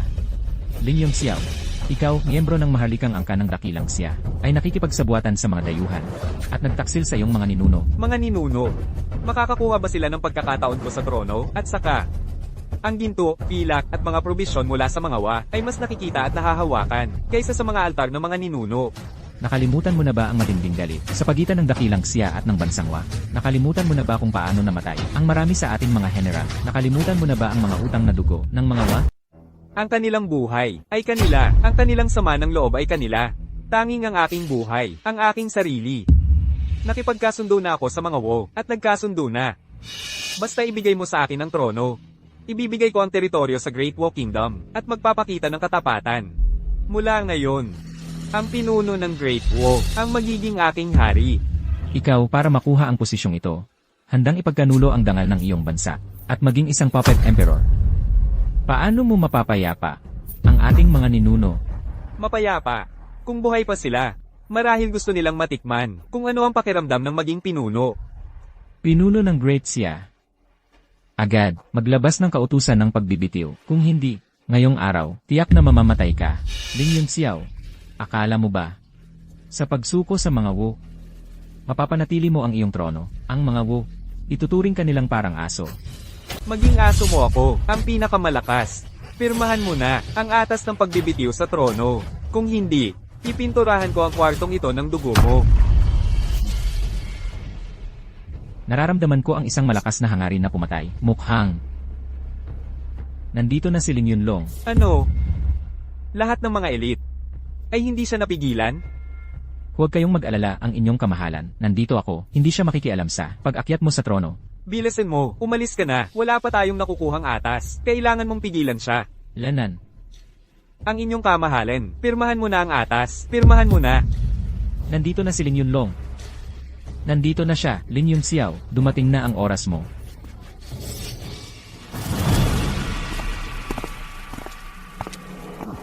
Ling Yunlong, ang tunay na prinsipe ng hilagang hangganan. Sa wakas, dumating ka na, mga tao ng Wu. Siya ba ang number 1 na sword saint ng Wu? Gong Bentaro. Tama, bagamat hindi mo nakikita, Ginoong Ling Yunlong, ang iyong pandinig ay first class.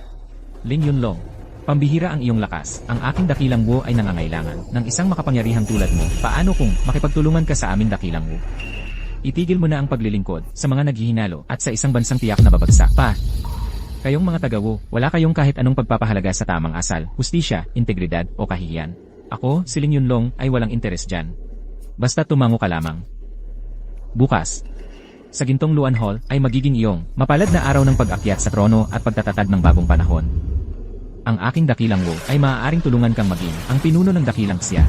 Paano naman ang aking kapatid? Hindi ba't sinabi mong tutulungan mo siya na umakyat sa trono? Ang aking dakilang Wu ay palaging nakikipagtulungan lamang sa malalakas, basta't handa ka na sumali sa aking dakilang Wu. Saka, ang aking dakilang Wu ay ihahatid si Ling Yongxiao ng personal sa iyong mga kamay para gawin mo ang anumang naisin mo sa kanya. Ang tanga ng aking nakababatang kapatid, nakakatawa talaga. Naniniwala pa siya na tutulungan siya ninyong mga hapon. Hindi niya alam na kapag wala na siyang silbi, kakalimutan niyo siya nang walang pag-aatubili. Hahaha, Ling Yunlong, may isang matandang kasabihan sa dakilang siya. Ito ay tinatawag na ang matalinong tao ay marunong umurong. Ngayon, ang pinuno ng dakilang siya ay nasa kamay na namin mga hapon. Sa iyong lakas lamang, paano mo mapipigilan ang agos ng kasaysayan? Sa dugo at buto ng mga anak ng dakilang siya, hindi kailanman nagkaroon ng salita para yumukod sa mga taksil na hayop. Ang meron kami ay ang hangaring patayin ang bawat hapon. At ang espada para gawin ito. Hindi ko inakalang mayroon talagang tao sa mundong ito na hindi natatakot sa kapangyarihan, na hindi natatakot sa kamatayan. Mabuti. Ling Yunlong, ako si Miyamoto Taro. Iginagalang kita bilang isang taong puno ng damdamin at tapang. Pagkatapos ng labanang ito, ako ay magbibigay sa iyo ng disenteng living. Hindi ako katulad mo.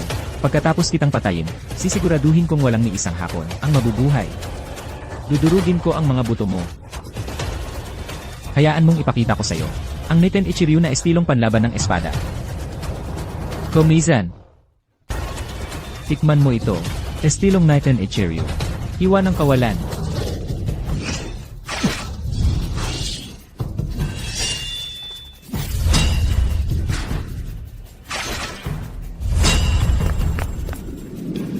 Yun na lang ba ang kaya mo? Ngayon, ako naman ang mananakit. Ibon ng preyong sumisibad sa hangin isang araw. Tumataas ng 70,000 li ng diretsyo. 70,000 li. Ang pagsanib ng diwa ng tula, sa sining ng paghawak ng espada. At paglikha ng sarili mong estilo, ang iyong Hapons na estilong panandata ay parang laro ng bata. Walang lalim talaga. Ang Naiten Ichiryu ay teknik lamang sa pinakamabuti. Ngunit ang aking dakilang siya na may 5,000 taon ng kasaysayan ay nagsasalita ng daan. Ang daan. Ang daan. Kendo, imposible yan. Ang sinig ng espada ng ating dakilang bansa, ang pinakamalakas. Ang paaralang Naiten Ichiryu ng sining ng espada, ang pinakamalakas, Naiten Ichiryu. Void Slash.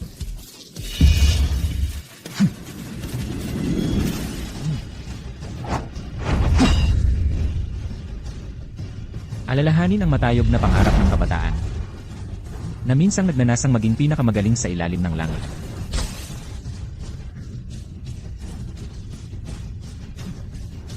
Hayaan mong sabihin ko sa iyo ang isang lihim.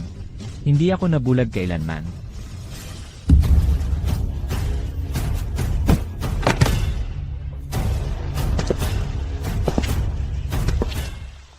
Mahal na hari, kung hindi mo pipirmahan ang atas ngayon, huwag mong sisihin ang espadang ito sa aking kamay. Lin Yun Xiao. Ihulog mo ang espadang iyan. Kapatid, ikaw. Nakikita mong buhay pa ako. Dapat ay nabigo ka. Ibinigay ko sa iyo ang trono ng hilagang hangganan. Dahil ayaw kong makita na maglalaban ang magkapatid, ikaw. At hindi ka pa rin kontento. Huwag mong isipin na sapat na ang pagbibitiw sa titulo ng hari ng hilagang hangganan para mapalayas ako. Mula pa noong bata tayo, lagi sinasabi ni tatay na isinilang kang commander. Sa kanyang huling hininga, sinabi ni inay na protektahan mo ako. Pero sino ba ang nagmalasakit sa akin? Ngayon, narito ka. Nagpapanggap na kuya ko? Sinabi sa akin ng ating mga magulang na protektahan ang aking kapamilya, hindi isang taksil na nakikipagsabuatan sa kaaway at nagtataksil sa ating bansa. Tignan mo ang sarili mo, ano na ang nangyari sa'yo? Itinutok mo ang espada sa pinuno, naglilingkod sa mga wan na parang aso. Nakalimutan mo bang ikaw ay isang ling? Ha ha ha. Ang karangalan ng angka ng ling ay nakasalalay sa'yo. Hindi sa akin. Kung may lakas ka para tiisin ang dinanas ko. Natutulog sa niebe sa taglamig. Nagpapatrolya sa hangganan sa tag-araw.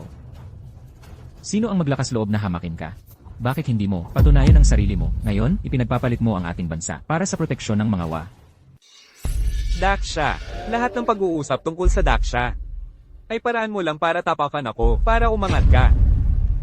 Malapit na akong maging pinuno. At ngayon, narito ka, para sirain ang lahat para sa akin. Nasa iyo na ang lahat. Bakit hindi mo na lang ako pabayaan? Hindi ko kailanman nais na makipagkumpetensya sa'yo. Ngunit nais mong ipagpalit ang lupain ng Daxia para sa trono. Ngayong araw, sa pamamagitan ng espadang ito, lilinisin ko ang angkan ng ling. Sa mga taksil nito. Ikaw, hindi ka bulag. Nagkukunwari ka lang. Ha ha ha. Nagkukunwari kang bulag. Kapatid, ang iyong mga pakana ay hindi kakaunti sa akin. Ginawa ko yon para imbestigahan ang pagpatay sa dating emperador. Kaya naglibot ako sa mundo na nagpapanggap na bulag.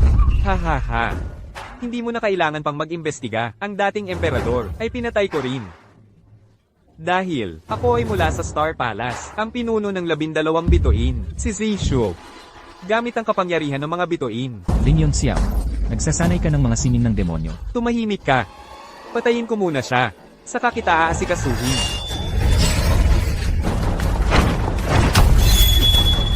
Sa loob ng maraming taon, hindi ka nagbago, handang-handang kang magsapanganib. Nailantad ang iyong mga mahalagang punto. Iyan mismo ang dahilan kung bakit hindi mo ako kayang talunin.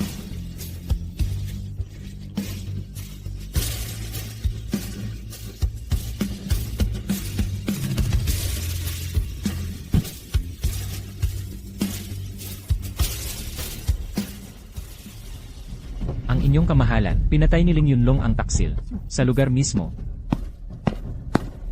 Maaari na kayong tumayo. Magaling ang ginawa mo. Sa ngayon, ang milyon-milyong hukbo ng Wu Kingdom ay nasa ating pampang, nakapaligid sa Great Xia. Ang Great Xia ay nasa matinding panganib. Ang inyong kamahalan, si Ling Yunlong, ay handang ipaglaban ang kaharian. At ialay ang kanyang buhay para rito. Mabuti.